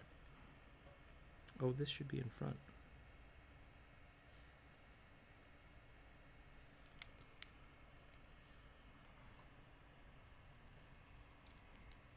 Mm-hmm.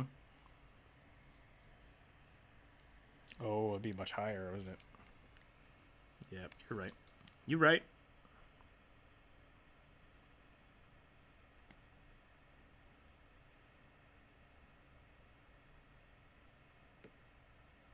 Because we're basically looking at more at the elbow.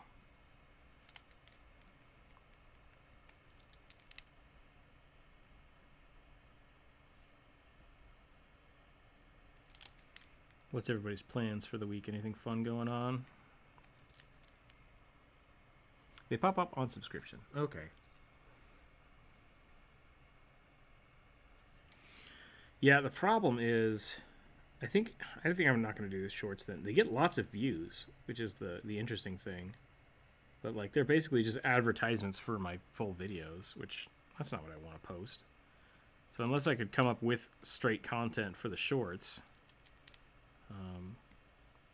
I don't think it's worth doing that.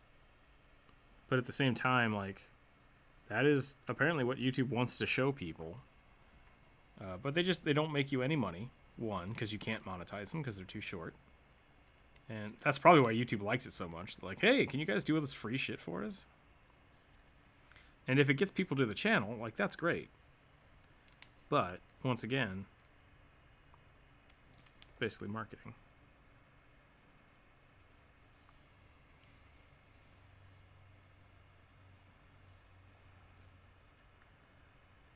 That doesn't help the channel.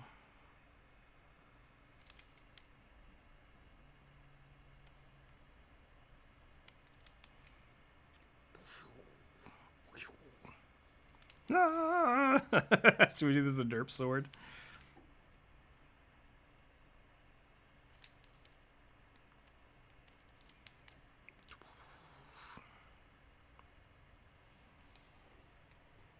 Ooh, I have a cool idea. What if he's on fire?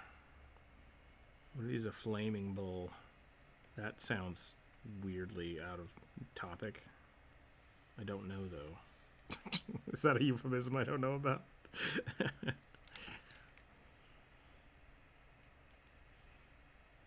What's that torture device that nobody likes to talk about that was real? No. I don't know if... I think it might have been the Raging Bull, where they put you in a metal bowl and then cook it. I don't know if it was ever actually used. Brass bowl? Okay. I hope that was something that was just like... somebody talked about but was never actually used, because that's fucked up. That is what we call evil. Like that right there. If someone in your homeowners association is like, hey, we should use the brass bowl. Just, yeah. Don't live there anymore. I say homeowners association, but that's the closest thing I could think of to like a townstead. Where the people just decide like, hey, this seems like a good idea.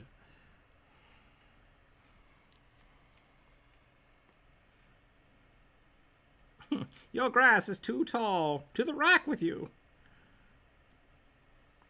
That could be an interesting campaign, actually. Just a really pissed off homeowners association. We don't like that these Aarakocra moved in. Always building weird tree houses and stuff. It's obstructing our view.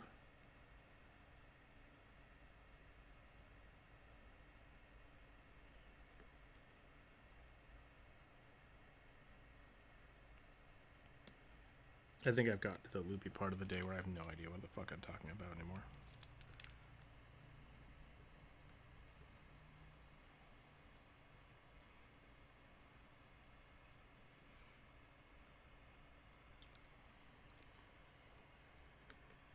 Rick, have you heard of the 3rd and 4th edition rules making a comeback in 6th edition? What? Do you mean 5th edition? I use a lot of 3.5 in my campaigns, so it's not. I don't think that's too far off. 4th edition was just silly, was the problem that they were having, but like, effectively not bad. It just wasn't what people wanted from D&D. People like MMOs. Let's make that a tabletop. It's like, okay.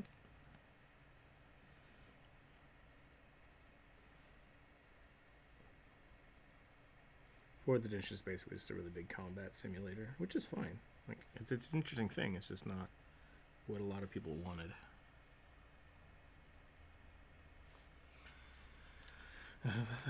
But yeah, like 3.5. I use 3.5 rules all the time. Freaking love them. Way more math.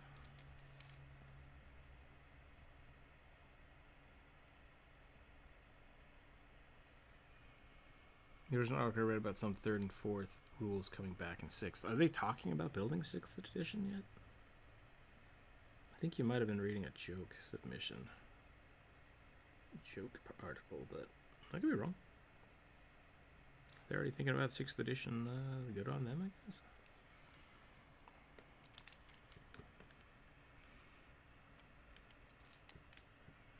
No, 4th edition hit the wall real hard, and they were like, ah!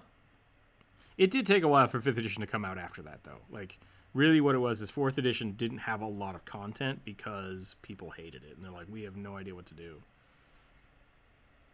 We hired all the artists from Blizzard. People don't love it. What do now? Back to the drawing table. I think it might have had the same run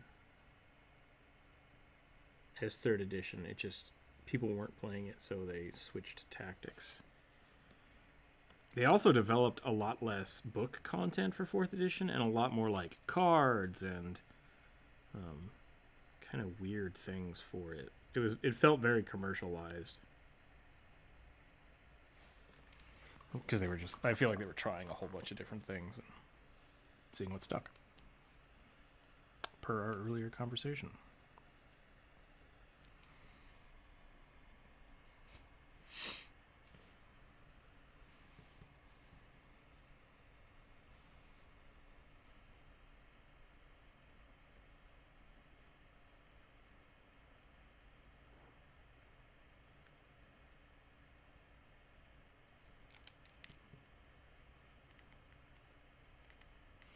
3.5 was a correction, though, I think, wasn't it? Like, right.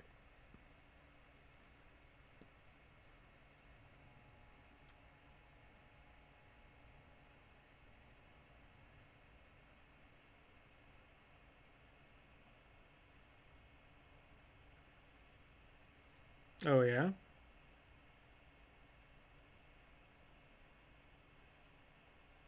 Okay.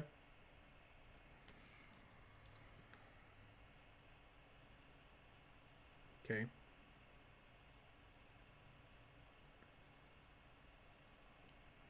Oh, yeah, so we're on 7 years now, aren't we? Interesting. Yeah, coming up quick.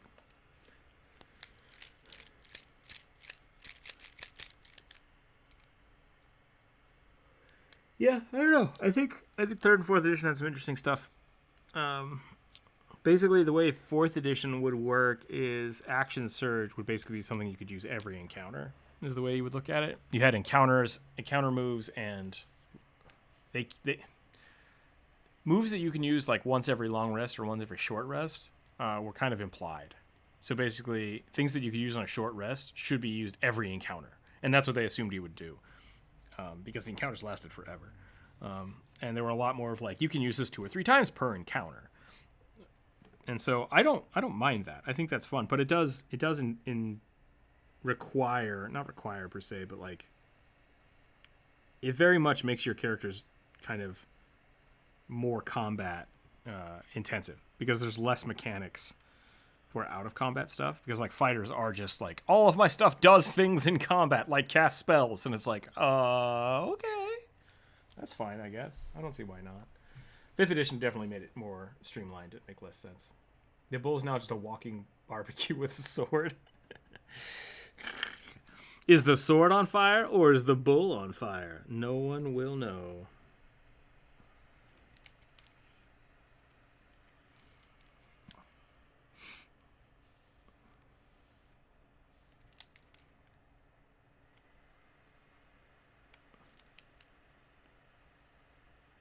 Yeah, it was. It was very much a war game. It was designed that way.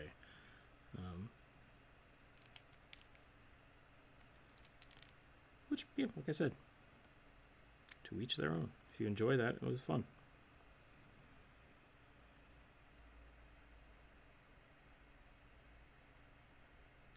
Fourth edition wasn't bad. It was just the worst of the editions. That's the best way to say it. For what D&D was, it was 3.5 was a lot more flexible and less complicated, which was weird. It's like it didn't make sense for you not to play 3.5. That's really what it was. Because everybody I played 4th edition with was like, oh, let's just play 3.5. It's going to be a lot more fun. And it was. It was a lot of fun. Yeah.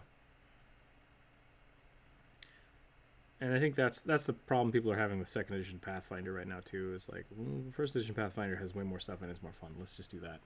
And I assume as 2nd edition content comes out, people will start migrating. People that want to get into Pathfinder will play 2nd edition and they'll enjoy it.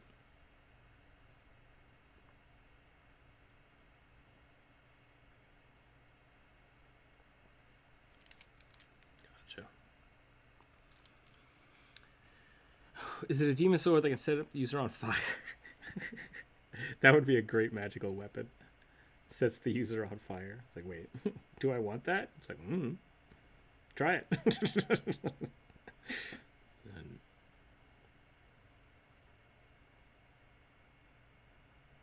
what does it do?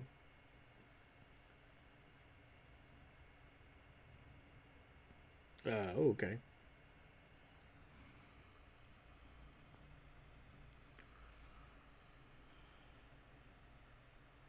Dwarven throwing axe that throws dwarves. That's pretty funny.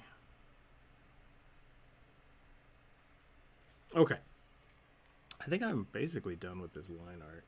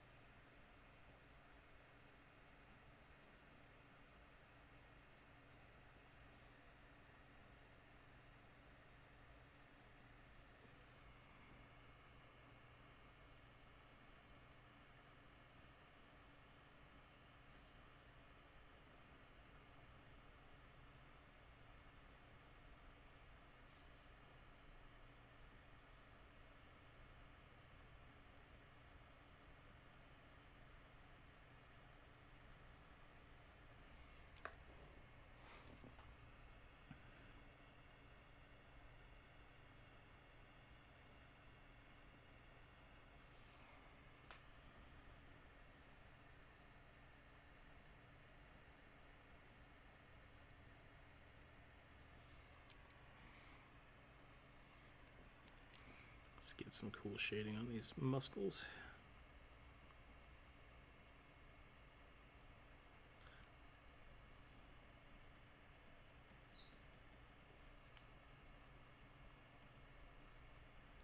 Such a beefy boy.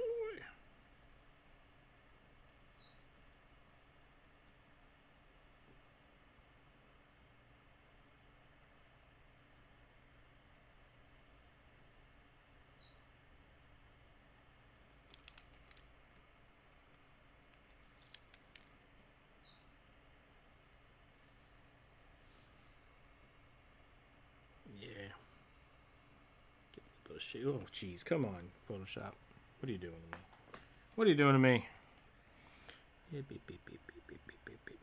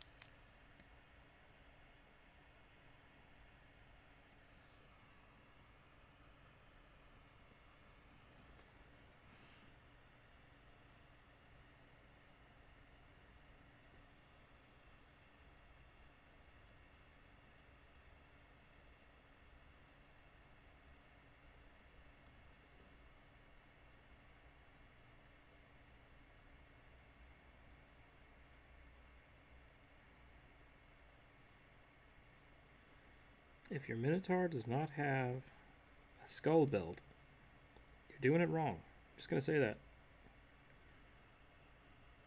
People can argue about whether Drow are evil, but Minotaur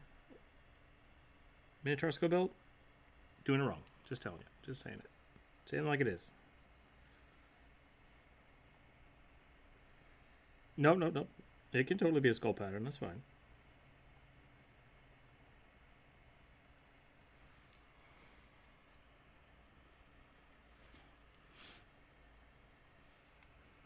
Ooh, what if I don't paint this? I kind of want to paint it.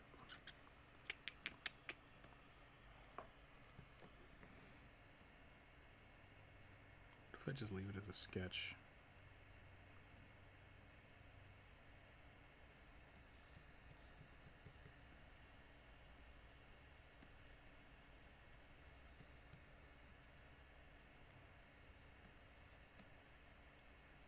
I've been mulling over in my head a why you should play video called Why You Should Play Intelligent Weapons.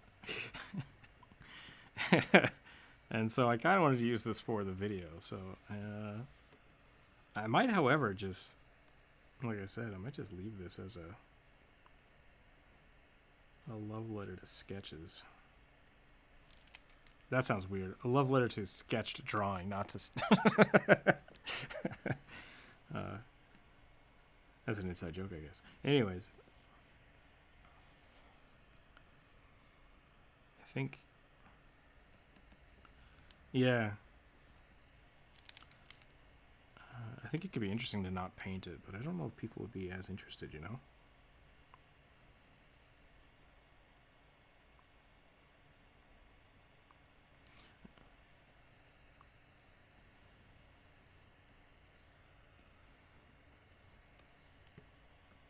Yeah. That's very true.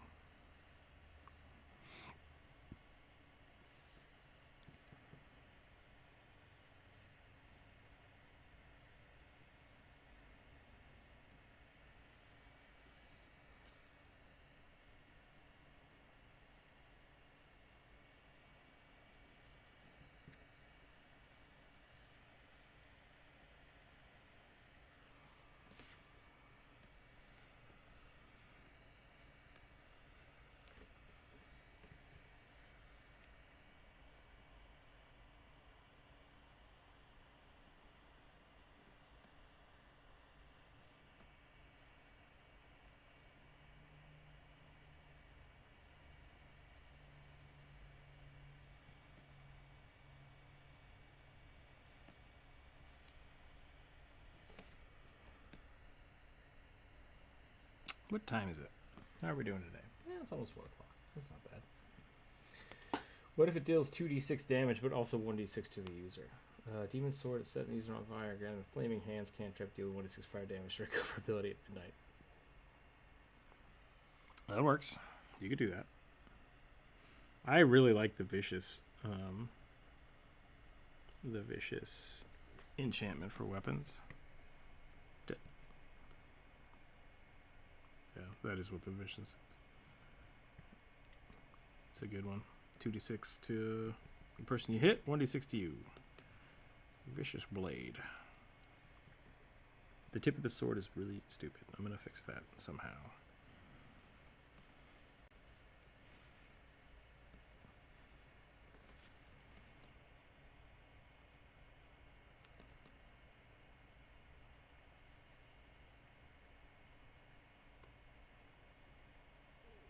Drawing fire is hard.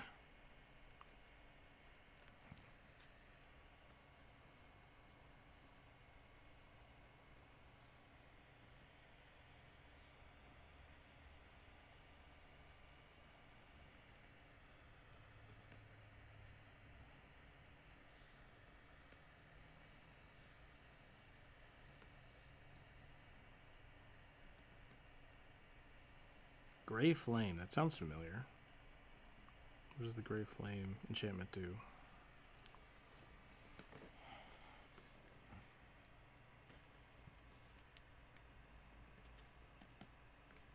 Oh, interesting.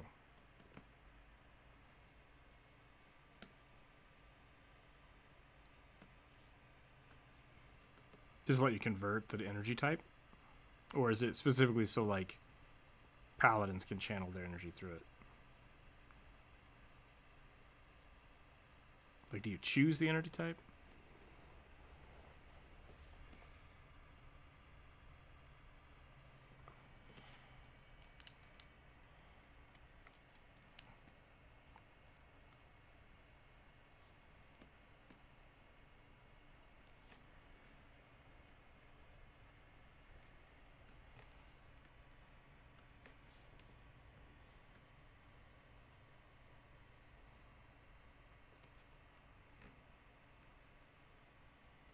Okay.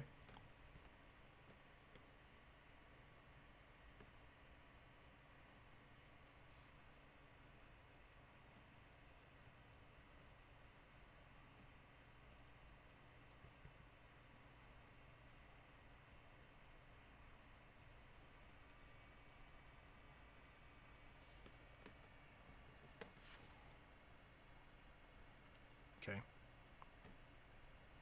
Gotcha. Okay, cool. So it's just basically an aligned energy weapon. That's cool. I like that. Demon Sword requires attunement.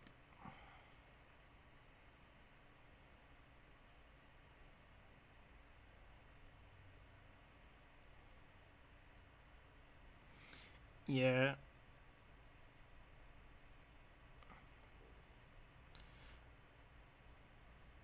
Yeah, it feels like it's kind of a half step between the holy and unholy weapons, without being aligned, which I think might be why. Because like the holy and unholy weapons can't be wielded by the opposite.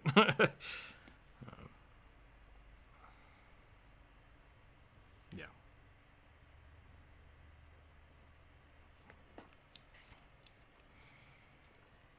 Yep. Which is kind of cool. I like that little cleric only buff. Cleric or oracle, I guess. I guess paladins have channel energy too, which is not as good. I think they get it at a slower speed.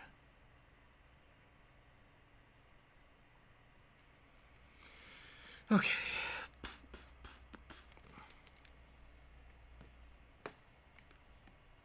Ah! I do think we need to fix the sword tip. It just looks weird and boring. Just the tip. What if it doesn't? What if it doesn't, though? What if it doesn't have a tip? The sword just goes always off the page. Very anime-esque.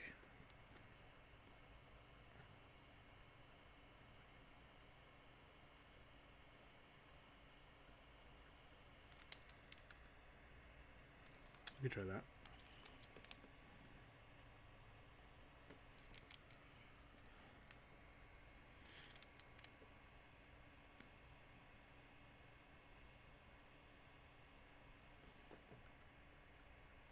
I'm fine with that. We could change the grip here to do something more like this. So that it looks cooler.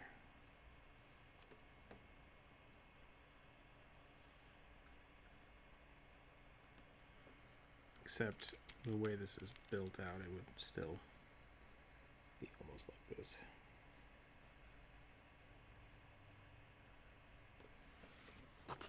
Does that look cool? I can't tell if that looks cool. It looks like I just forgot to draw it.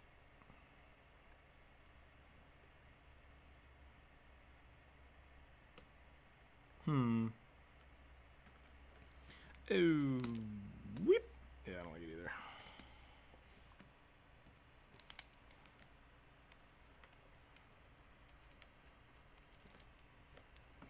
Yeah.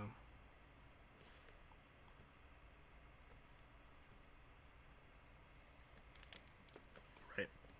I agree with both of those statements. So we're going to come over here.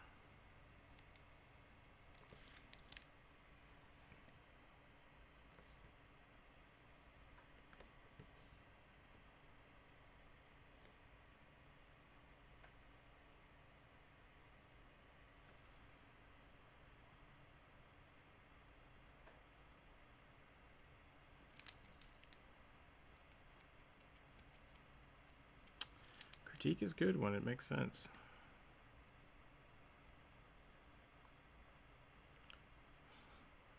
No, I meant it to be that bad. So shut up.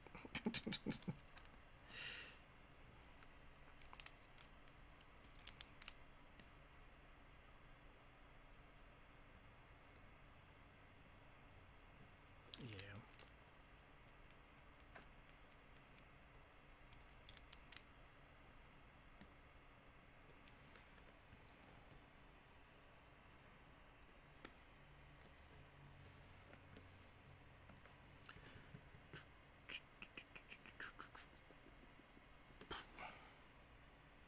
Drawing swords is hard. I think partially it's because I need to turn off my pressure sensitivity when I'm doing sword tips. It's like the blade just needs to be uniform, and see how wobbly it is? I don't like that. I'll probably redraw that sword.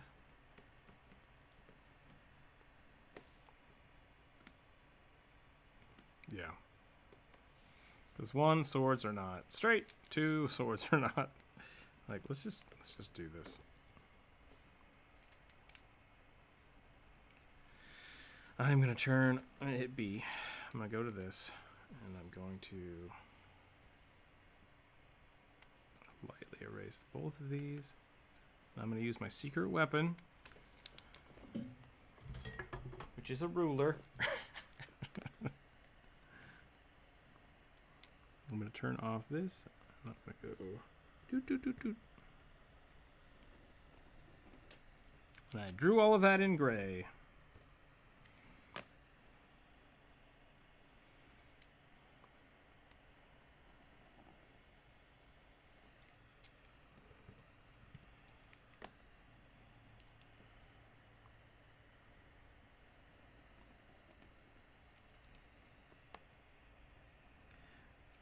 My pen, like even with this ruler, is not going to be straight.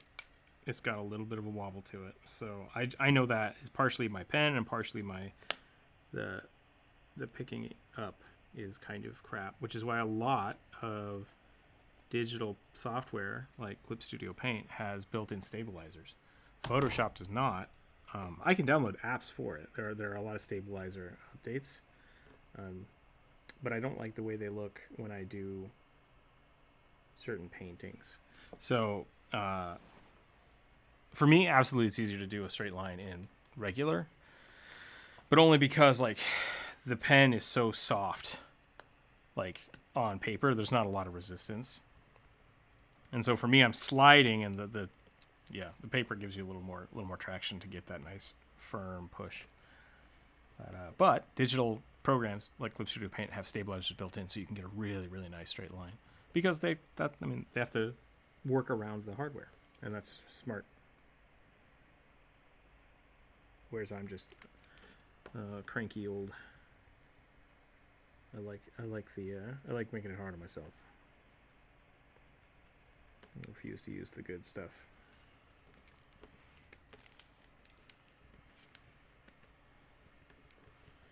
It's like playing. Whenever I'm playing a video game and they have like a aim assist on because it's supposed to use a controller, it's like, well, I'm turning that off.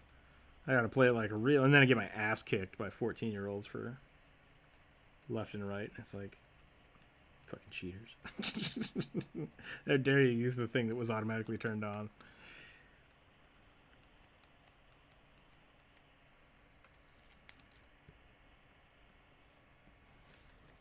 I am. I like to suffer a little bit for no reason.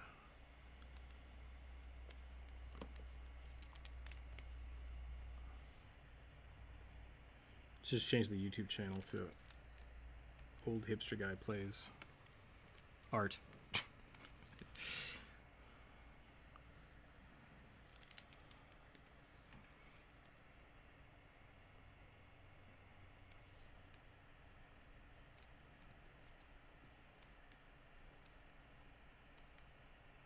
Yeah, I think that would be a fun one to do. I just gotta make some money first. So maybe in a week or two, if we make enough money to pay the bills, we'll grab that.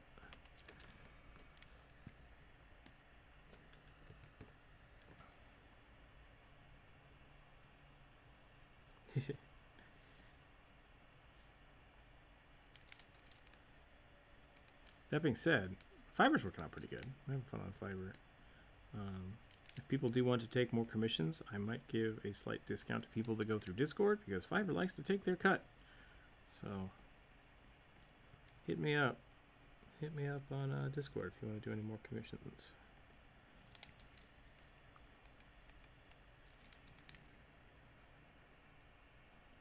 Fiverr's nice because it just slots in a time.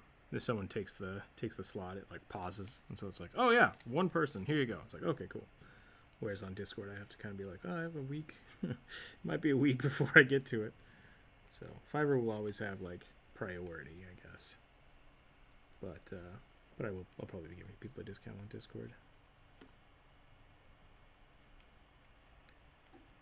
in the future.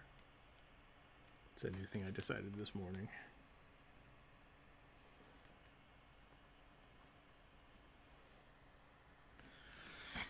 Okay.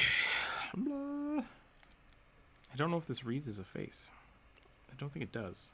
Maybe that's okay.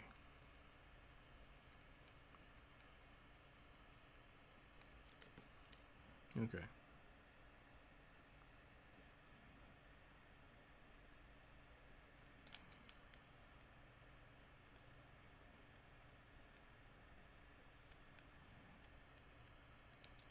That's true.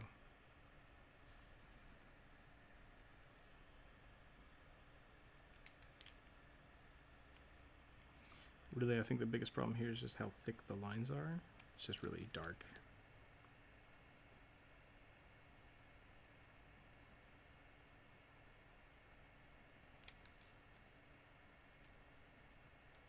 Make sure I'm making those lines crisp lines. It is 1 o'clock. I bet I could finish this up today, since it's not too complicated of a build. Yeah, let's see what we can do. Whoops. That's fine. It doesn't fucking matter. Ooh, hello.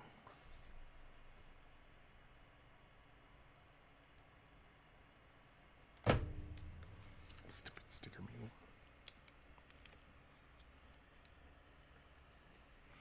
Okay. Fuego.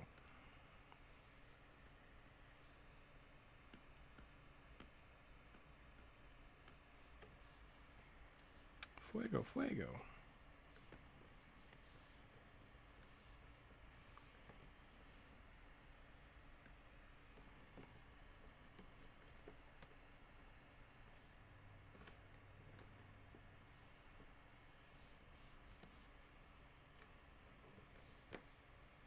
All right, catch you later. Thanks for hanging out, Brang.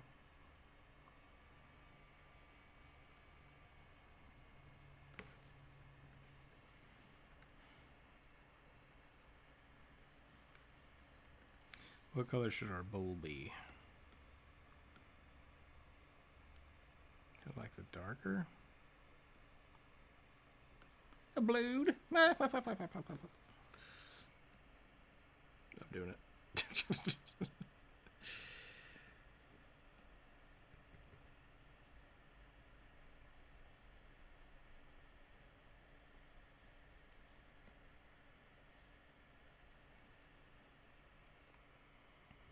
Black bowl.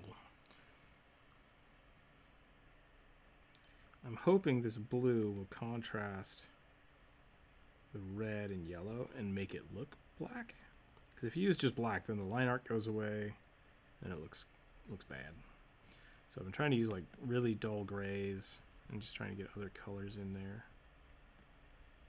Hopefully this will work out. Hopefully it will appear like a dark bowl color. We can get a little sloppier with the lines here.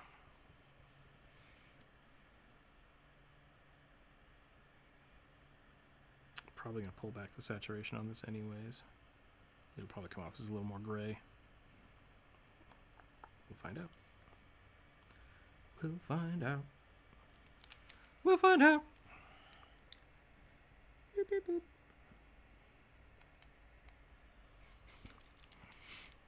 Okay, what else is bull? Don't think anything else is bull in this. I think that's it. Okay. Okay, that's probably an arm. Let's see how that looks. Color? Yeah, it went way blue. Okay, well, let's see what we can do with it.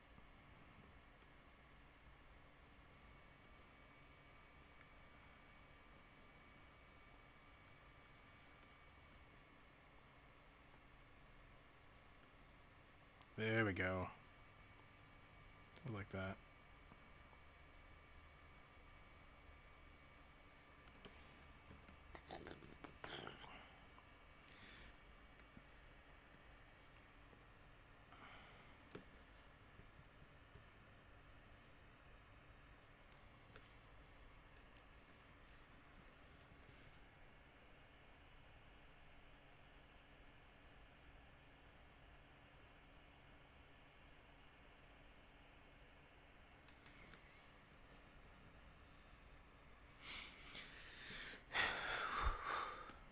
Looks like he's going Super Saiyan. Gah!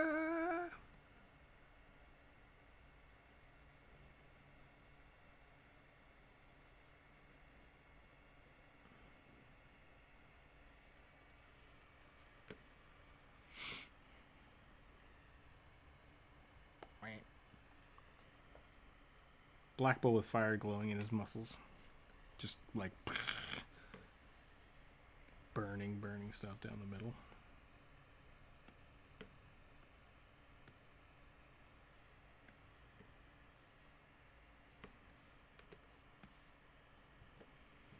Whoa, whoa, not what I wanted.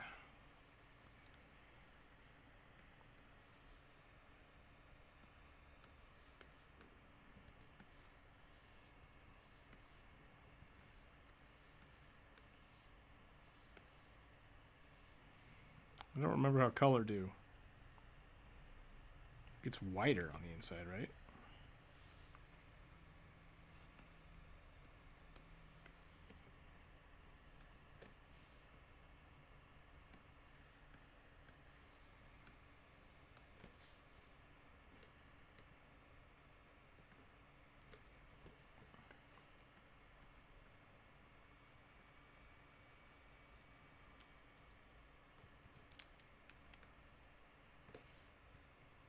He thinks that's not doing what I want. I've created a rainbow sherbet minotaur.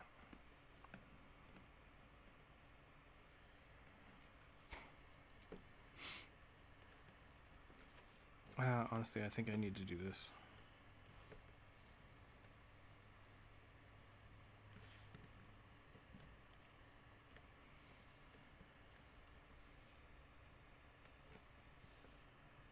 Sherbert's pretty good. Does not a good D&D character make for right now. Doesn't mean that it'll always not be the right one, but not for this guy. I guess I can just do that.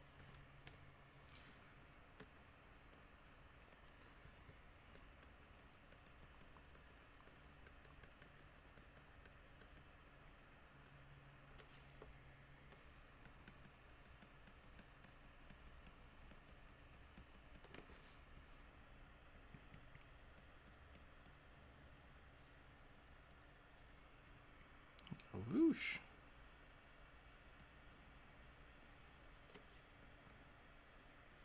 An ascension pile of sherbet is another video altogether.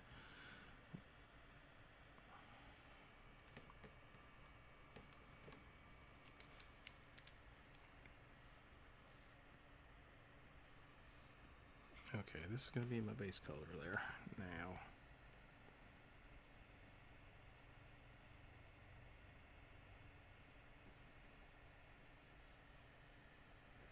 Ooh, I should make his horns just like super bright red. Like they're glowing too. That would be pretty cool. Oh, this is going to be complicated though. How do we do that? Quick, someone send me kaiju pictures.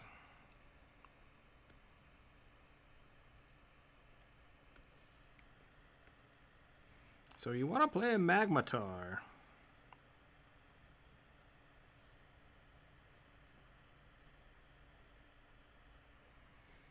Bam. That's a pretty good one, Inferno. I like that. The problem is, if I did that, you wouldn't see these black spots. Maybe you would. Maybe we need to do just like glowing red.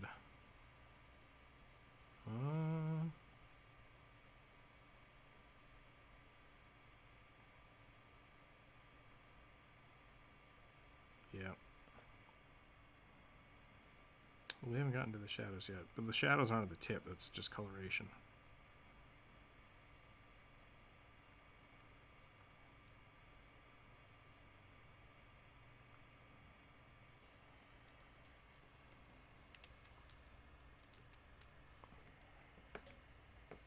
That's what I'm saying. Like, none of this would be there. And I'd have to go back in and erase it all if I did that.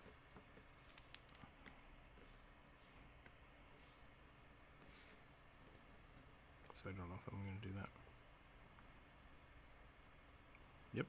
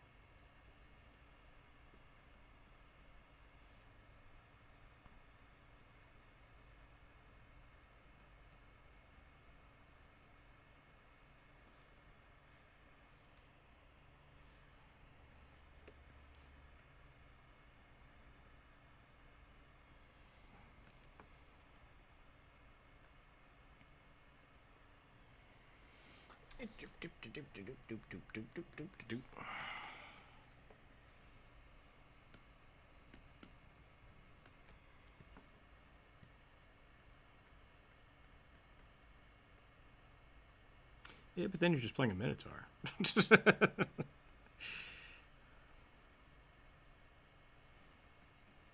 And then you're just playing a Minotaur.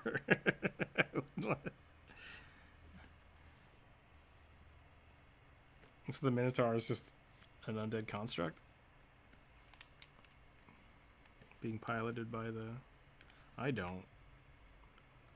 What if what you were doing was not what you were doing at all? That'd be great. Let's do that. I want bright metal for this. A little bit of blue. Just a scoosh. I have way too many layers now. I'm going to have to start toning it back.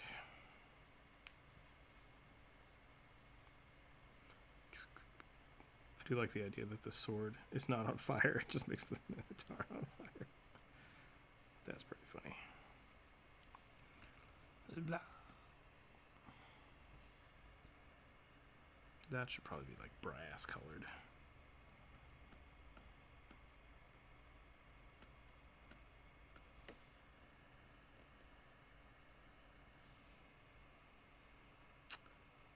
This one?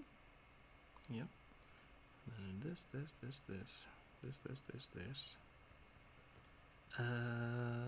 Yeah, we can do this too. It could be fun.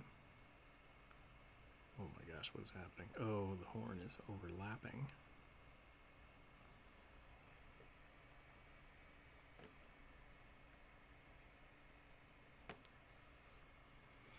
Well, that is really ugly. How did they do it there? They did a lot of like color burn. Maybe we'll try it.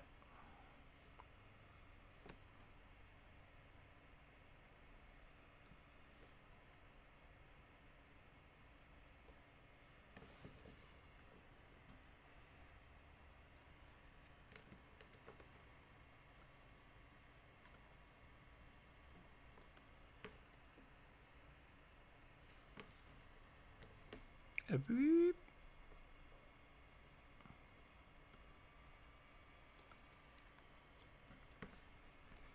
I'm gonna have to play with that.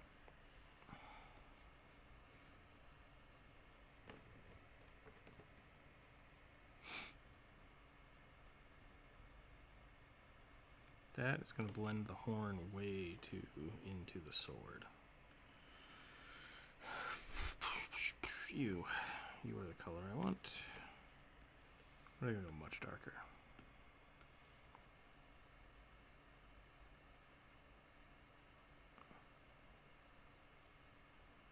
We might still do a red Bernie horn. Oh no, do a flip. Oops. How's that look? I think it's looking okay. Drinks. Thank you for the drink.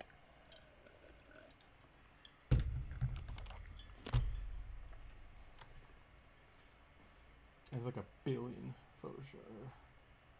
There we go.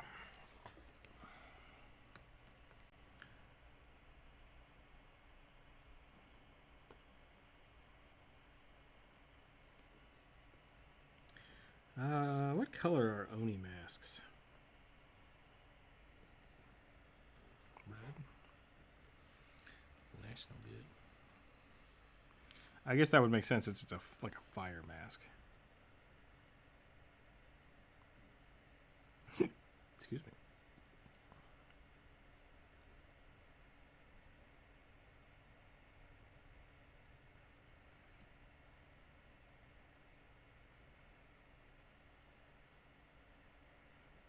Okay.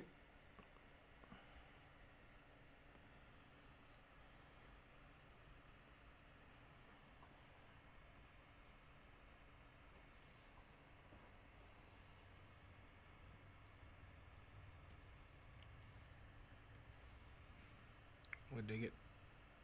Let's do it.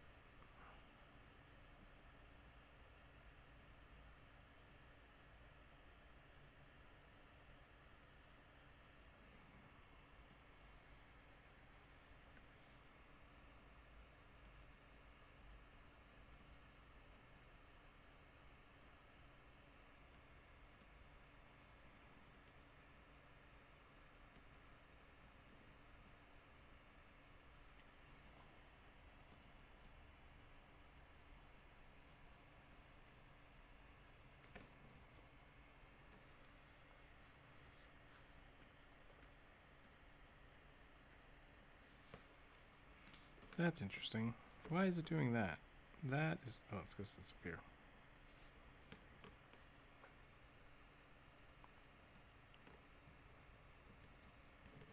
Doesn't matter. We'll pass on it for now. Where's the line art is the muscle that's glowing orange. Where the line art is for the muscles that's glowing orange. I'm confused about that sentence. You might have to clarify that.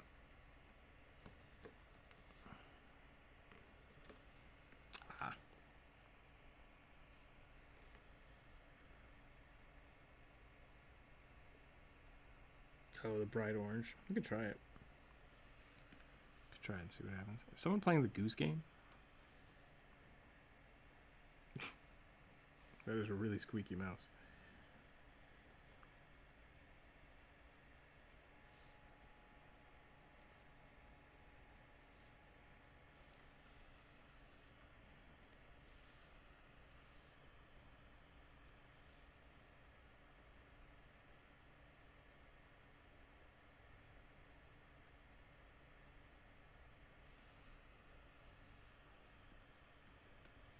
Screw wheel. That's two.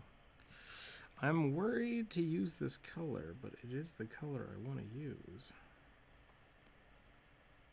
Let's go a little less saturated so it doesn't look like he's got skull tum-tum.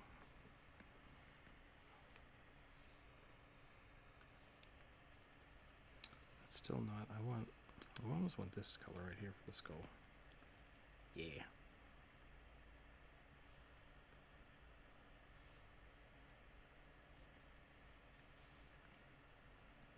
Oh, you know what? Let's do this.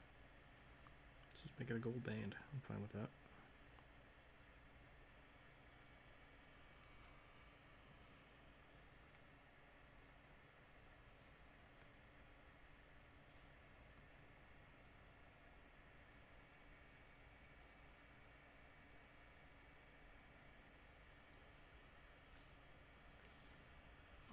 Should we do leather or gold on the bracers? Maybe we'll do gold bracketing on it.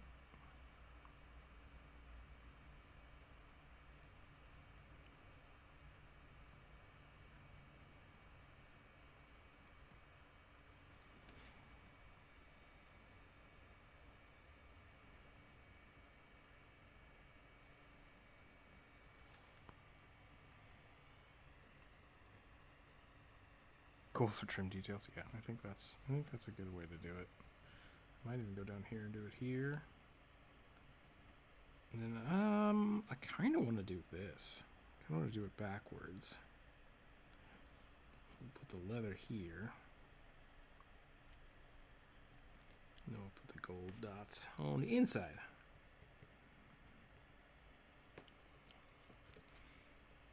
Get the leather down here as well.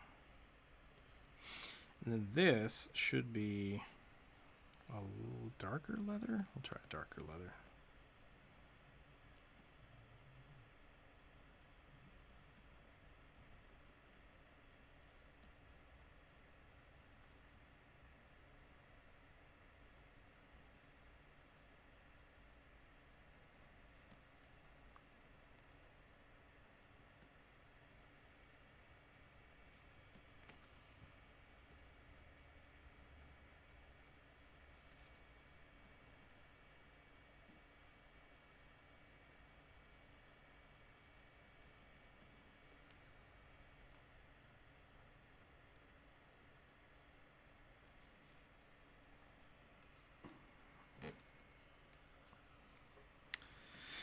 Okay, that is a thing.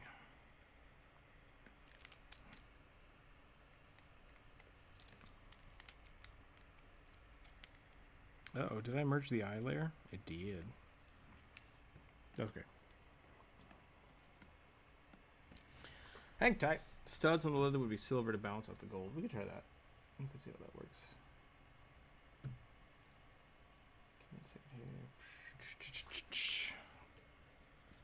Burning my eyeballs out here.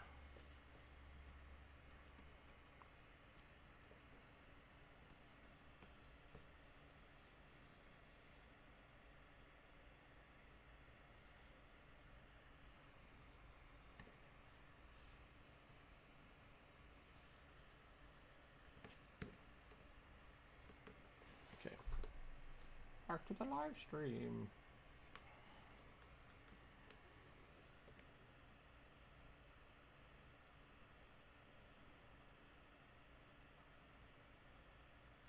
I want this to go like kind of blue to offset the reds, I think.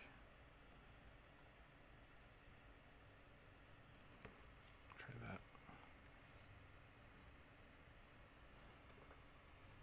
Ooh, that's gross.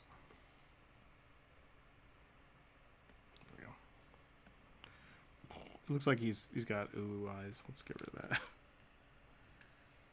Notice me. Oh, where'd that go? Uh-oh. What layer is that on? What have I done?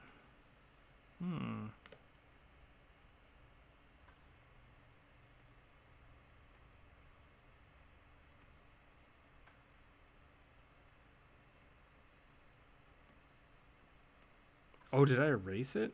That might be what I did.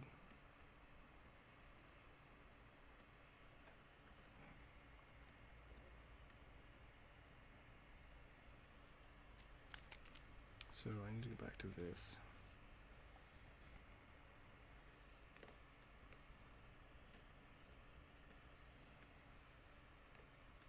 Ugh, my freaking, there we go.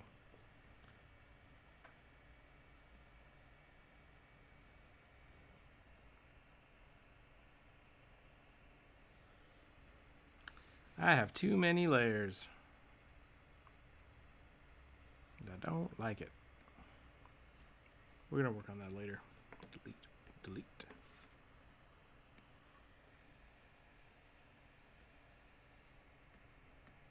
Okay.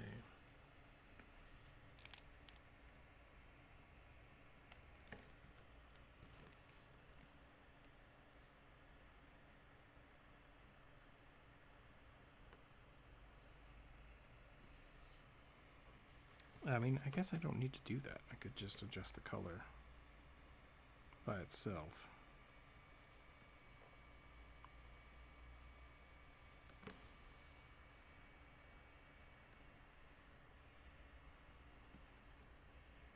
Oh, that's just the whole sword? Well, that's not good.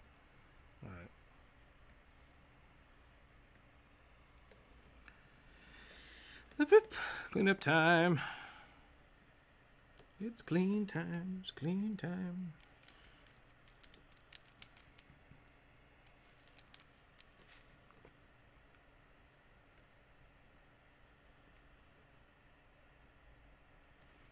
Alright, let's try these silver brackets. I don't know if silver's going to work because it's just going to look white. That's the problem. It's definitely interesting. Try a little more blue. Might make them a little silvery though.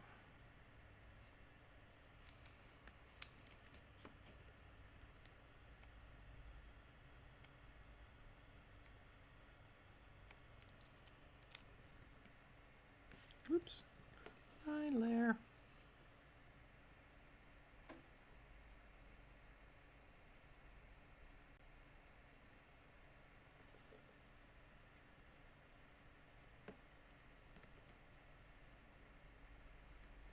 Yes, this is no longer reading as gold. It's just reading as leather. I think we'll put some texture here.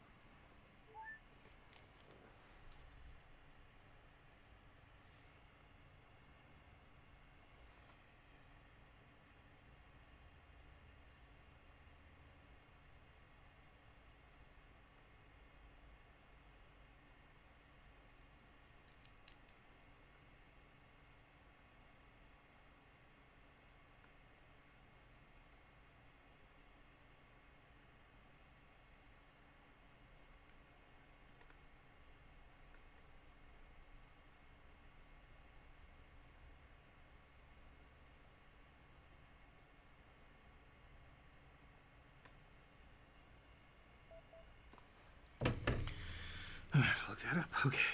Pew, pew. I might need to take a break. I think I might be at my art limit here pretty quick. burning out. Long weekends, they do that. They make you tired. They make you not want to work. Make you not want to work no more.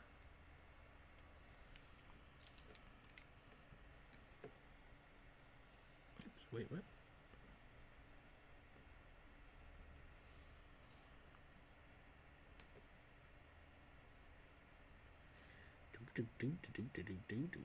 I say that and then I just keep drawing. It's like, yes, keep drawing.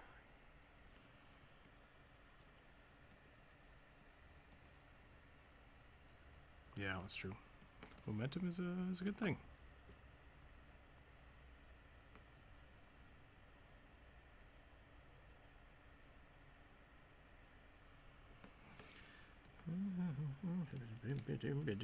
Doom.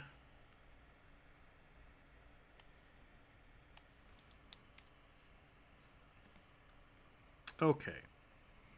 So now I did have. If I move this up, and I make this a. What happens if I multiply it? No, I don't like that as much. Soft light? That's not bad. That's not terrible.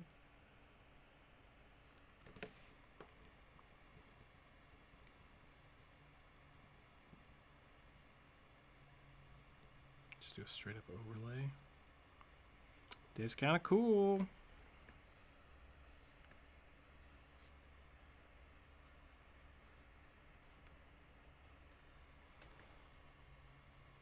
That definitely makes it feel more correct.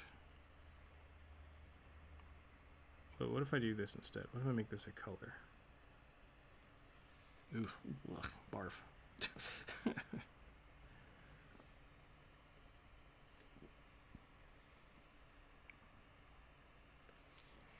I don't think the sword is popping. Uh-oh. Rook, look at the chat.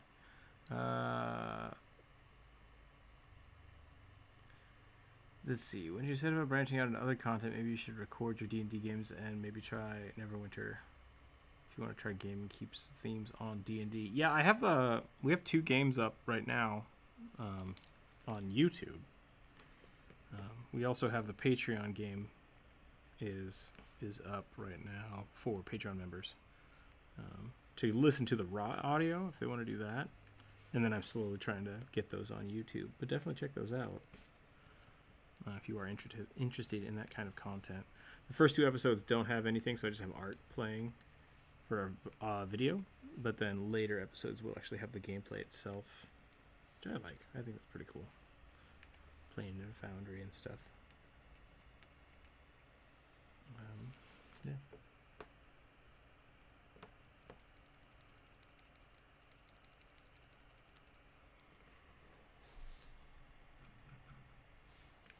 Any masks? I'm not sure I like this. I think I like that better, and I think we're going to try some. What I might do is I might use this as a highlight layer. So we'll come back to that. Let's see, where would there be highlights? Like here, here, anywhere by the fire.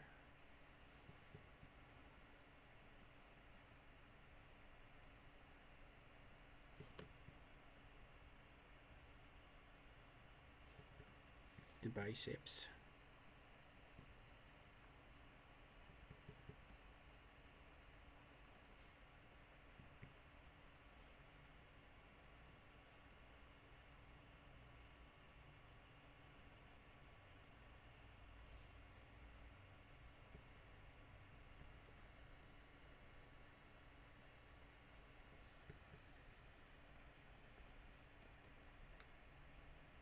This lighting is going to be weird with all that fire.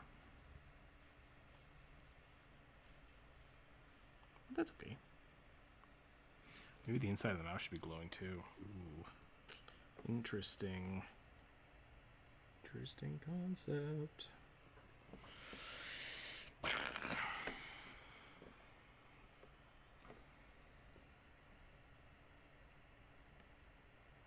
Yeah, I guess I still don't see a difference between Pathfinder and D&D. Like, almost all D&D is, or all Pathfinder is 3.5. compatible, so it's. I wouldn't mind doing Pathfinder stuff in the D&D chat room, unless people are just like adamant against it, you know, which would surprise me.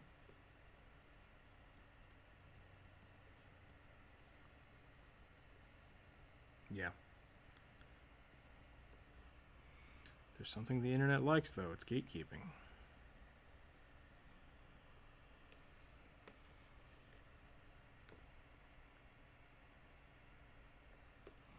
Not my drow. I feel really stupid every time. So, I think RuneSmith made a post about that. Like, should drow be evil? Are they evil because of this? And I'm just like, not all drow are evil. I sound like a knob. I don't want to say anything, though. I think I did. I think I did post something to it. But.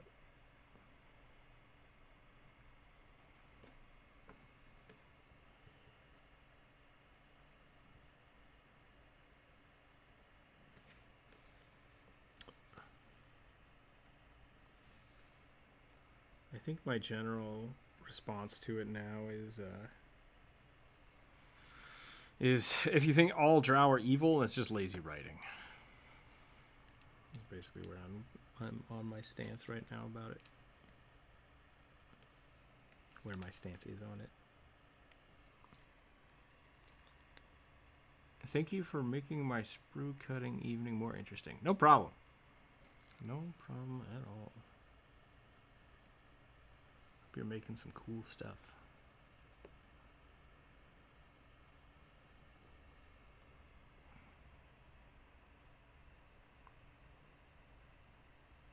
Okay, let's get some shadows in here. I think we're ready for it. Opposite of red. Green?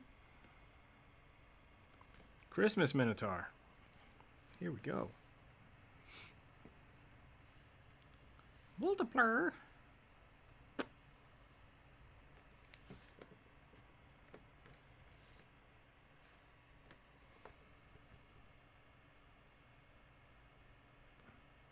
You've heard Elves on Shelves about Minotaurs on fire. Wait a minute. Meaty Minotaurs. That's pretty good.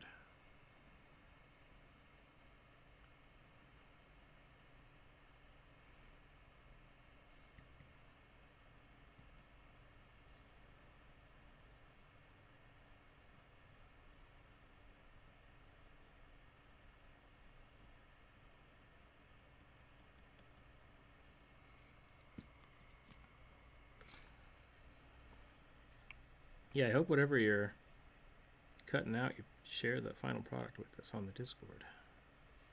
It would be fun to see. It would be fun to see.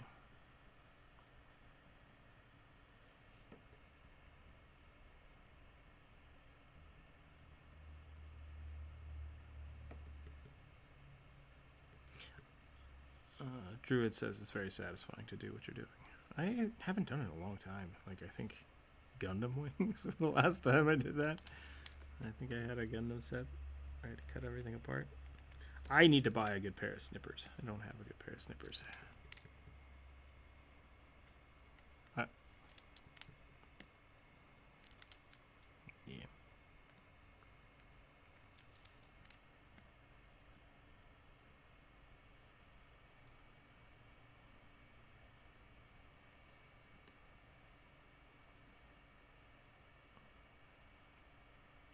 Yeah, things that have blown my mind are like a nice pair of scissors, a nice pair of nippers, like things that I wish I had spent more money on. Wire cutters. Yeah.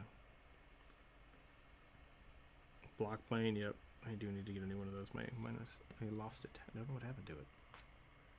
Painting soon, but cutting sprue for bricks for a basement experiment. Nice. Oh, a basing experiment. Gotcha. That's pretty neat.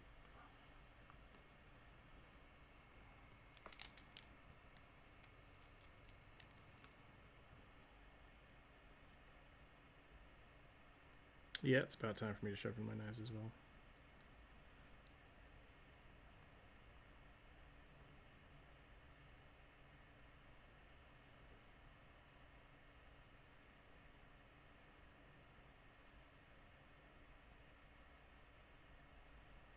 Yeah, that drives me crazy.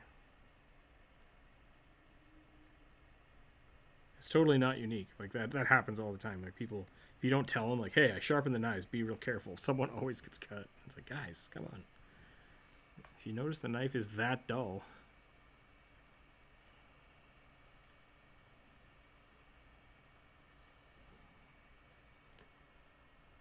Yep, that makes me crazy. Really makes me crazy in a restaurant situation when people just like beat the hell out of the knives and then put them back. It's like, this knife needs sharpened. I'm like, well, I'm not gonna do it. It's like, well, fuck yourself. Sharpen the knife, or tell me to sharpen it at least, and then I will just do it.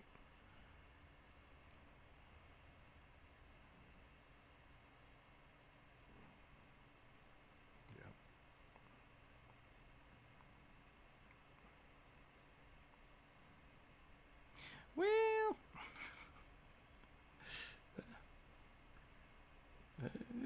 that's kind of a good way to do it. If you don't have like a coconut hammer or something. Yeah.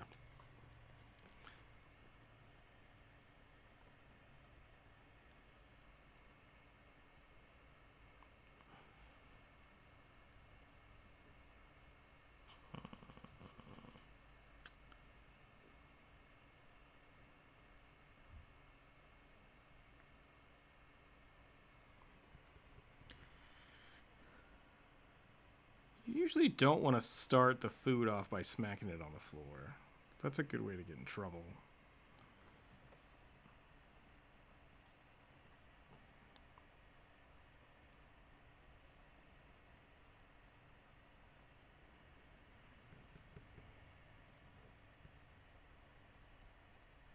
Okay, that's good.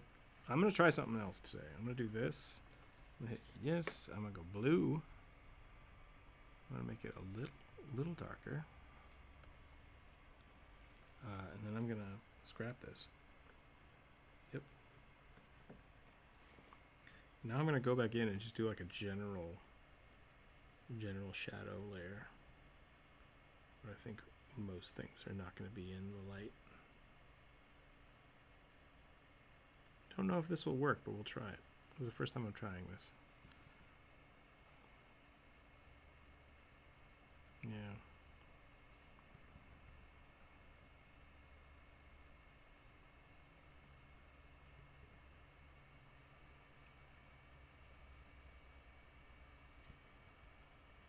Yep.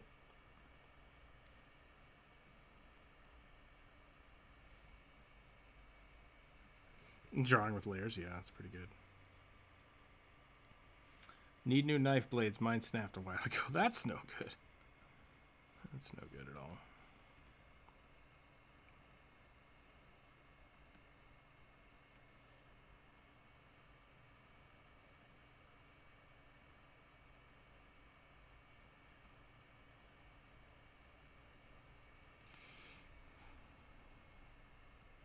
There's a rule in a kitchen that as soon as you buy a new knife, it's going to get tipped within a week.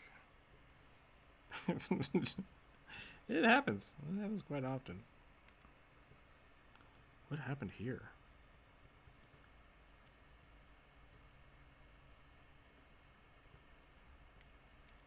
Oh, this got removed from the... That's what happened. Hold on. There we go. Pulled you down here. Create clipping mask. I said create a clipping mask. Come on! There we go. Subtext menus.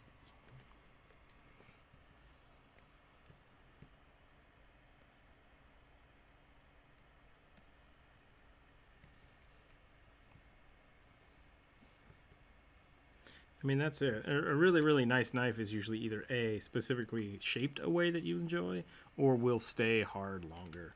So if you have a crappy knife and you know how to sharpen it and take care of it, it works just fine. Like, that's the real thing about kitchen knives. It's like kitchen knives, unless chefs are required to bring their own knives, they're cheap. They get sharpened like once or twice a month. And people just beat the shit out of them. Like, oh, open a tin can with it? Great. It's like, thanks for ruining that knife for the week. I'll have to deal with that later.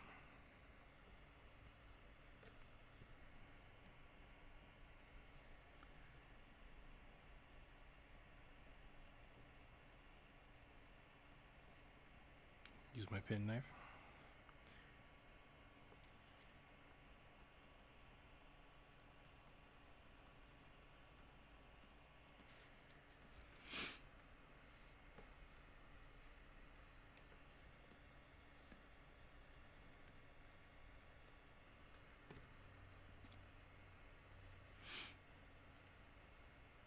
Sure.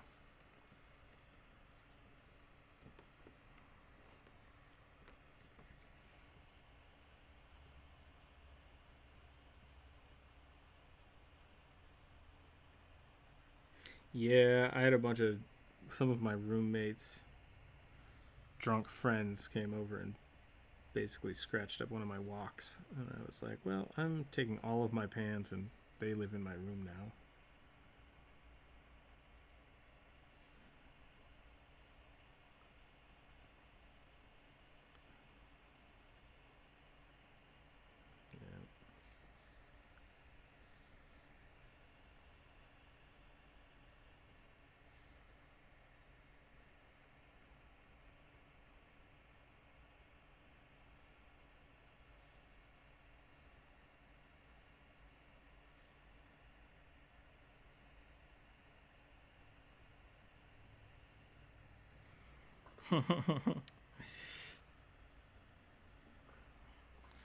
Time to get the angle grinder and make yourself a new pan.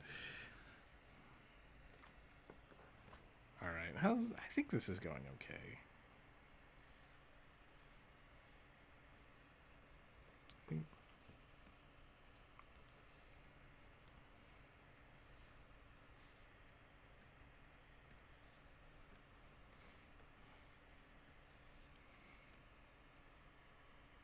Coconut hammers deals 1d10 bludgeoning damage and deals 1d4. I eat the coconut. I kind of wonder if maybe I don't need the fire on the back. Kind of an interesting idea, but I don't know. Does it? Yeah, it does. I just have to draw it, and I don't want to be lazy.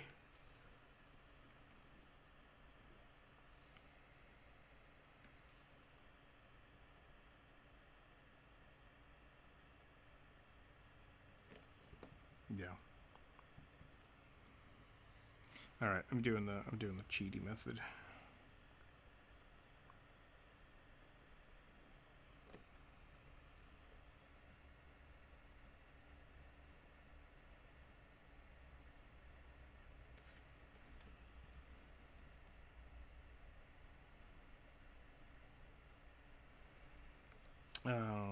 The select tool. This is an easy way to get really nice, sharp, defined spots is to just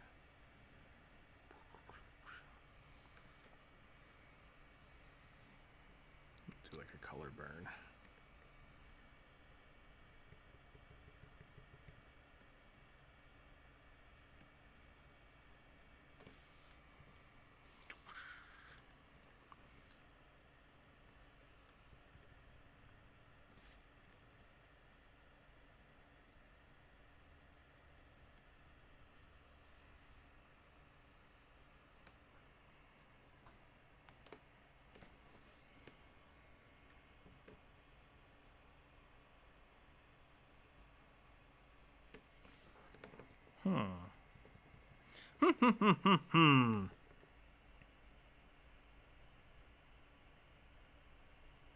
This horn needs to get a little darker.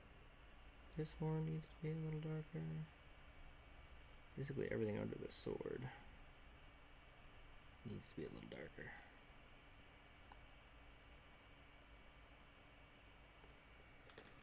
Excuse me?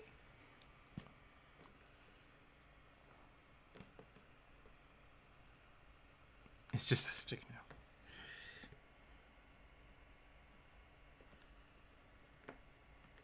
What's happening here? Why isn't this working? What? Am I on the wrong layer? What? What is happening? Oh, I'm on color burn. I'm on color burn. Why does that play twice? I'm so confused. So confused. I'll do a posture check. Bah! Thank you for the posture check. Why? What? Why does the coconut hammer explode? And why does it do? Why does it do the damage of a battle axe when it explodes? Coconut shrapnel.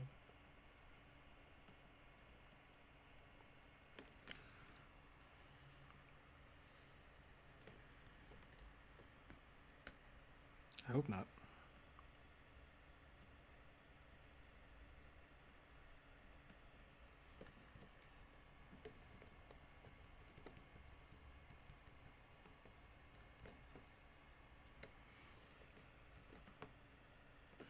DK Donkey Kong.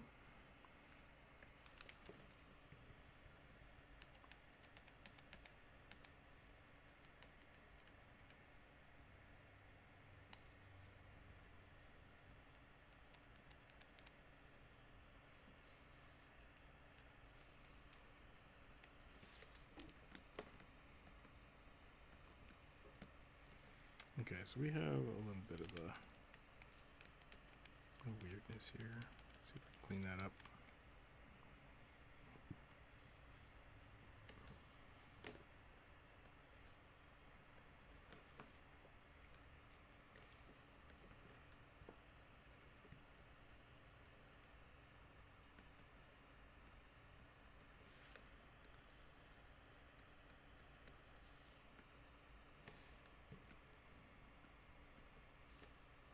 That looks better. That looks better.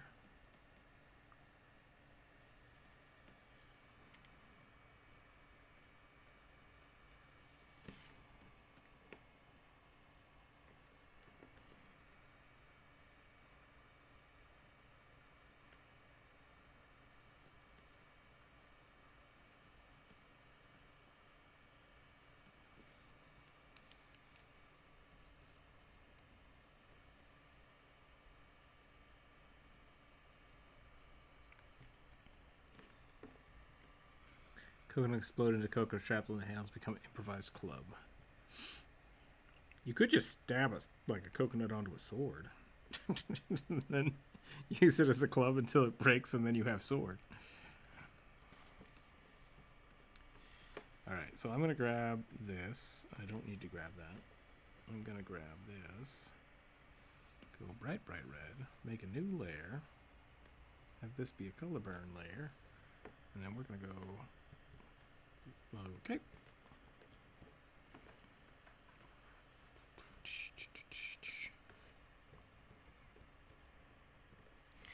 think we're still running off this, right? We're not even using that anymore. So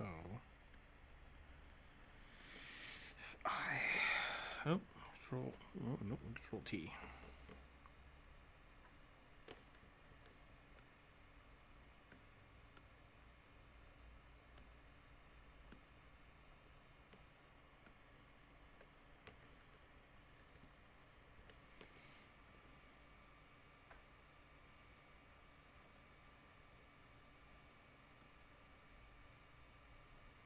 Ghost Flame. Ghost Flame's pretty cool.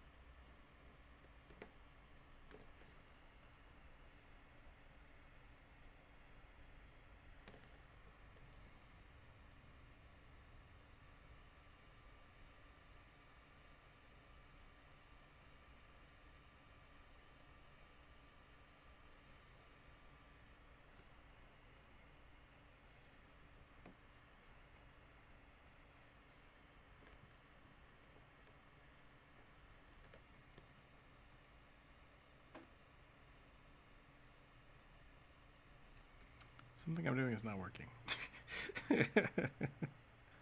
Color burn. Control U.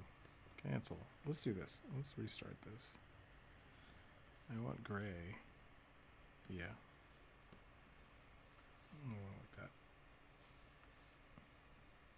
Okay. Now, Control U. Color. So color burn is just always going to push to black, which is not what I want.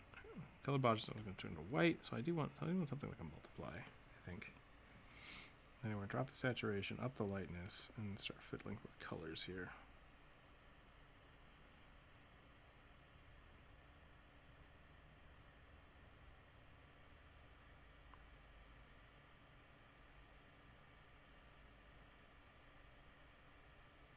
You just want a color shift. Why is a color shift being such a pain in the butt? Vivid light? What have I done? There we go.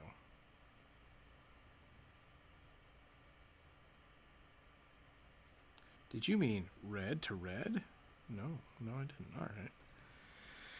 All right, you know what? Normal.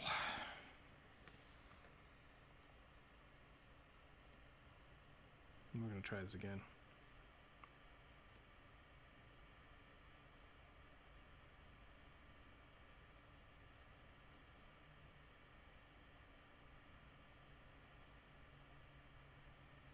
We're about there. Okay.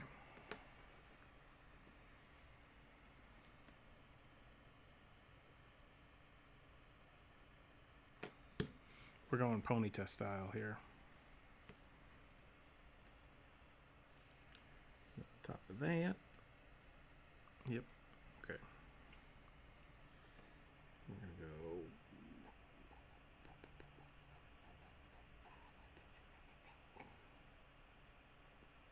I did not say that.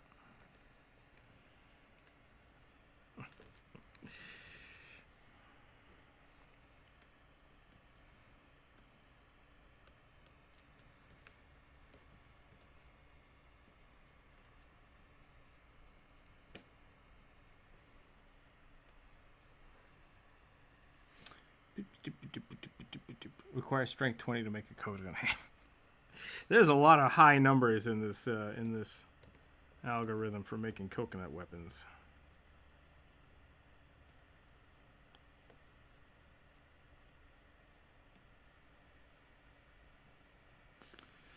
I'm gonna stop the stream there. We're gonna call it a day. Somebody find me someone to raid. That's what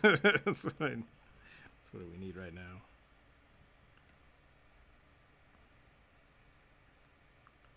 Yeah, we do need some limes. What happens if we put a lime in it?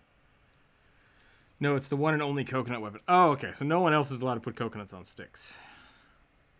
What did we say about the internet gatekeeping? Like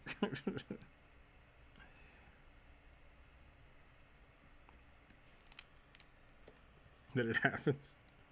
It happens. It's a thing. We've proved it today. I can.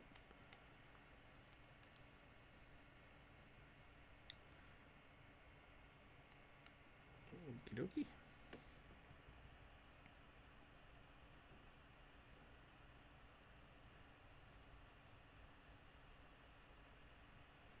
Let's see what Blue Skittle's up to. Do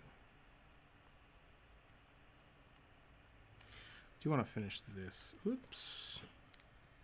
Piece before I think I can get the fire handled. Blah! What is happening? Turn all this shit off. Yep, there we go. What? Oh my god, how long has my brush been on color burn? No wonder things are getting weird. I remember switching it to that.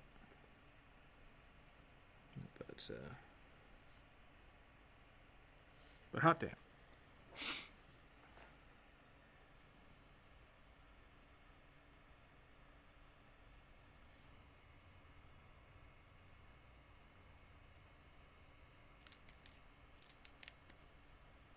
Yeah, I definitely need some food in me. I got stew. Have a great day. I'm headed out. No problem at all. I think we are probably going to call it right about there. I'm going to get this last little bit of white blood in here, and I think that will be it for the day.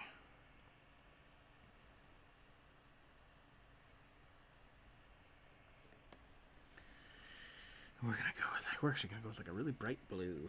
Boop. And that's gonna be a hard light. And then we're gonna do the same thing we did before, just really break it. That looks good. And then I'm probably gonna do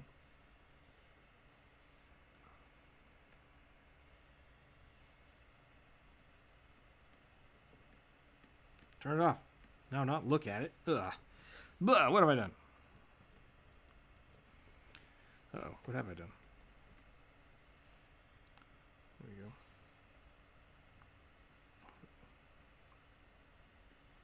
Jeebus. That's all I wanted to do. Why was that so hard?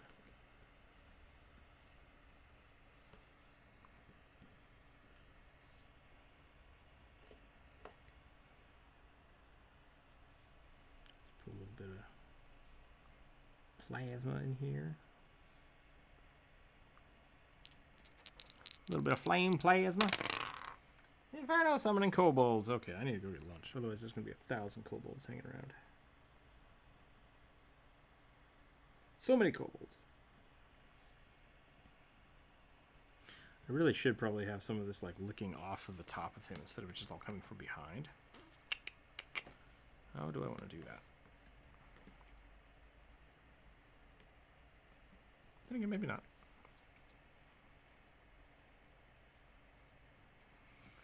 I think we're going to pause. We're going to take a break. We'll come back to this maybe tonight or tomorrow. It's probably a good place to stop. All right, let's go find us somewhere to read. No, my stew. I need that. I need that stew. It feeds me. Feeding me is important.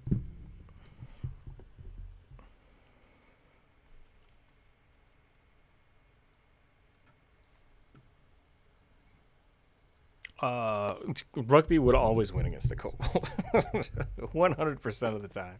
I don't care what level the kobold is or what name it is. Rugby would always win.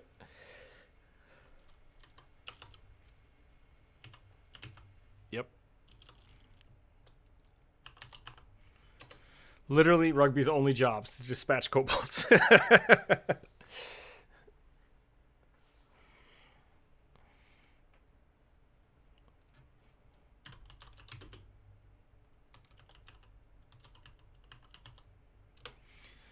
Alrighty. Thanks everybody for watching. Stay happy, stay healthy, keep your dice on the table, and tomorrow we will do the viewer suggestion on YouTube. So if you have a suggestion, hang on to it, throw it in the Discord, or we'll talk to you tomorrow. Bye, everybody. Keep your dice on the table.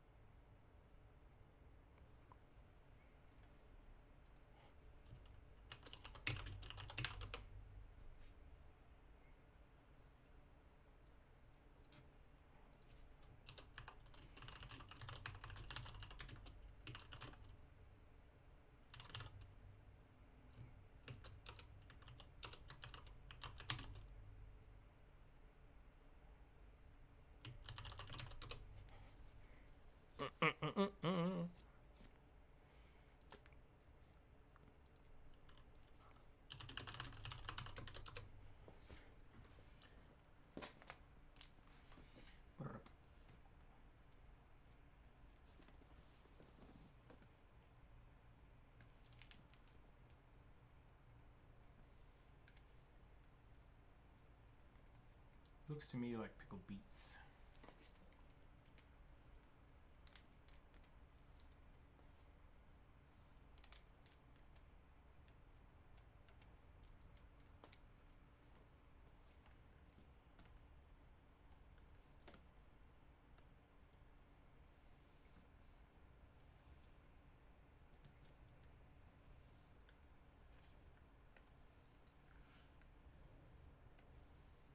Earthy. The word is earthy. Man, you've had bad beats. I really like beets with oh, what was it? Shoot. I had a really good beet recipe and now I can't remember. I think it's just lemon juice actually. Lemon juice on it?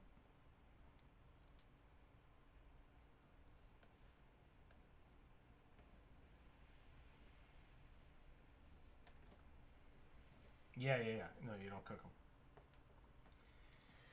Cut them up. Toss them in, I want to say it's lemon juice and salt and pepper. And then just, that's it. So good. Nice and crunchy.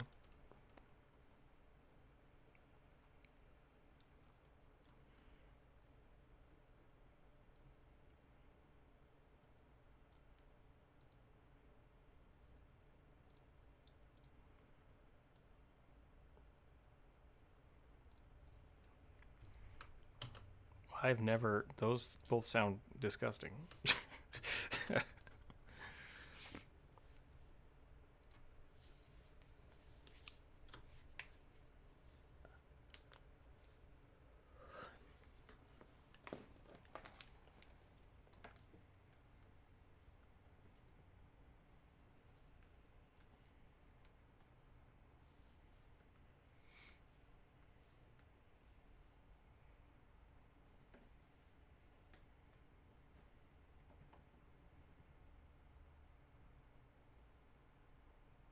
Trash real good.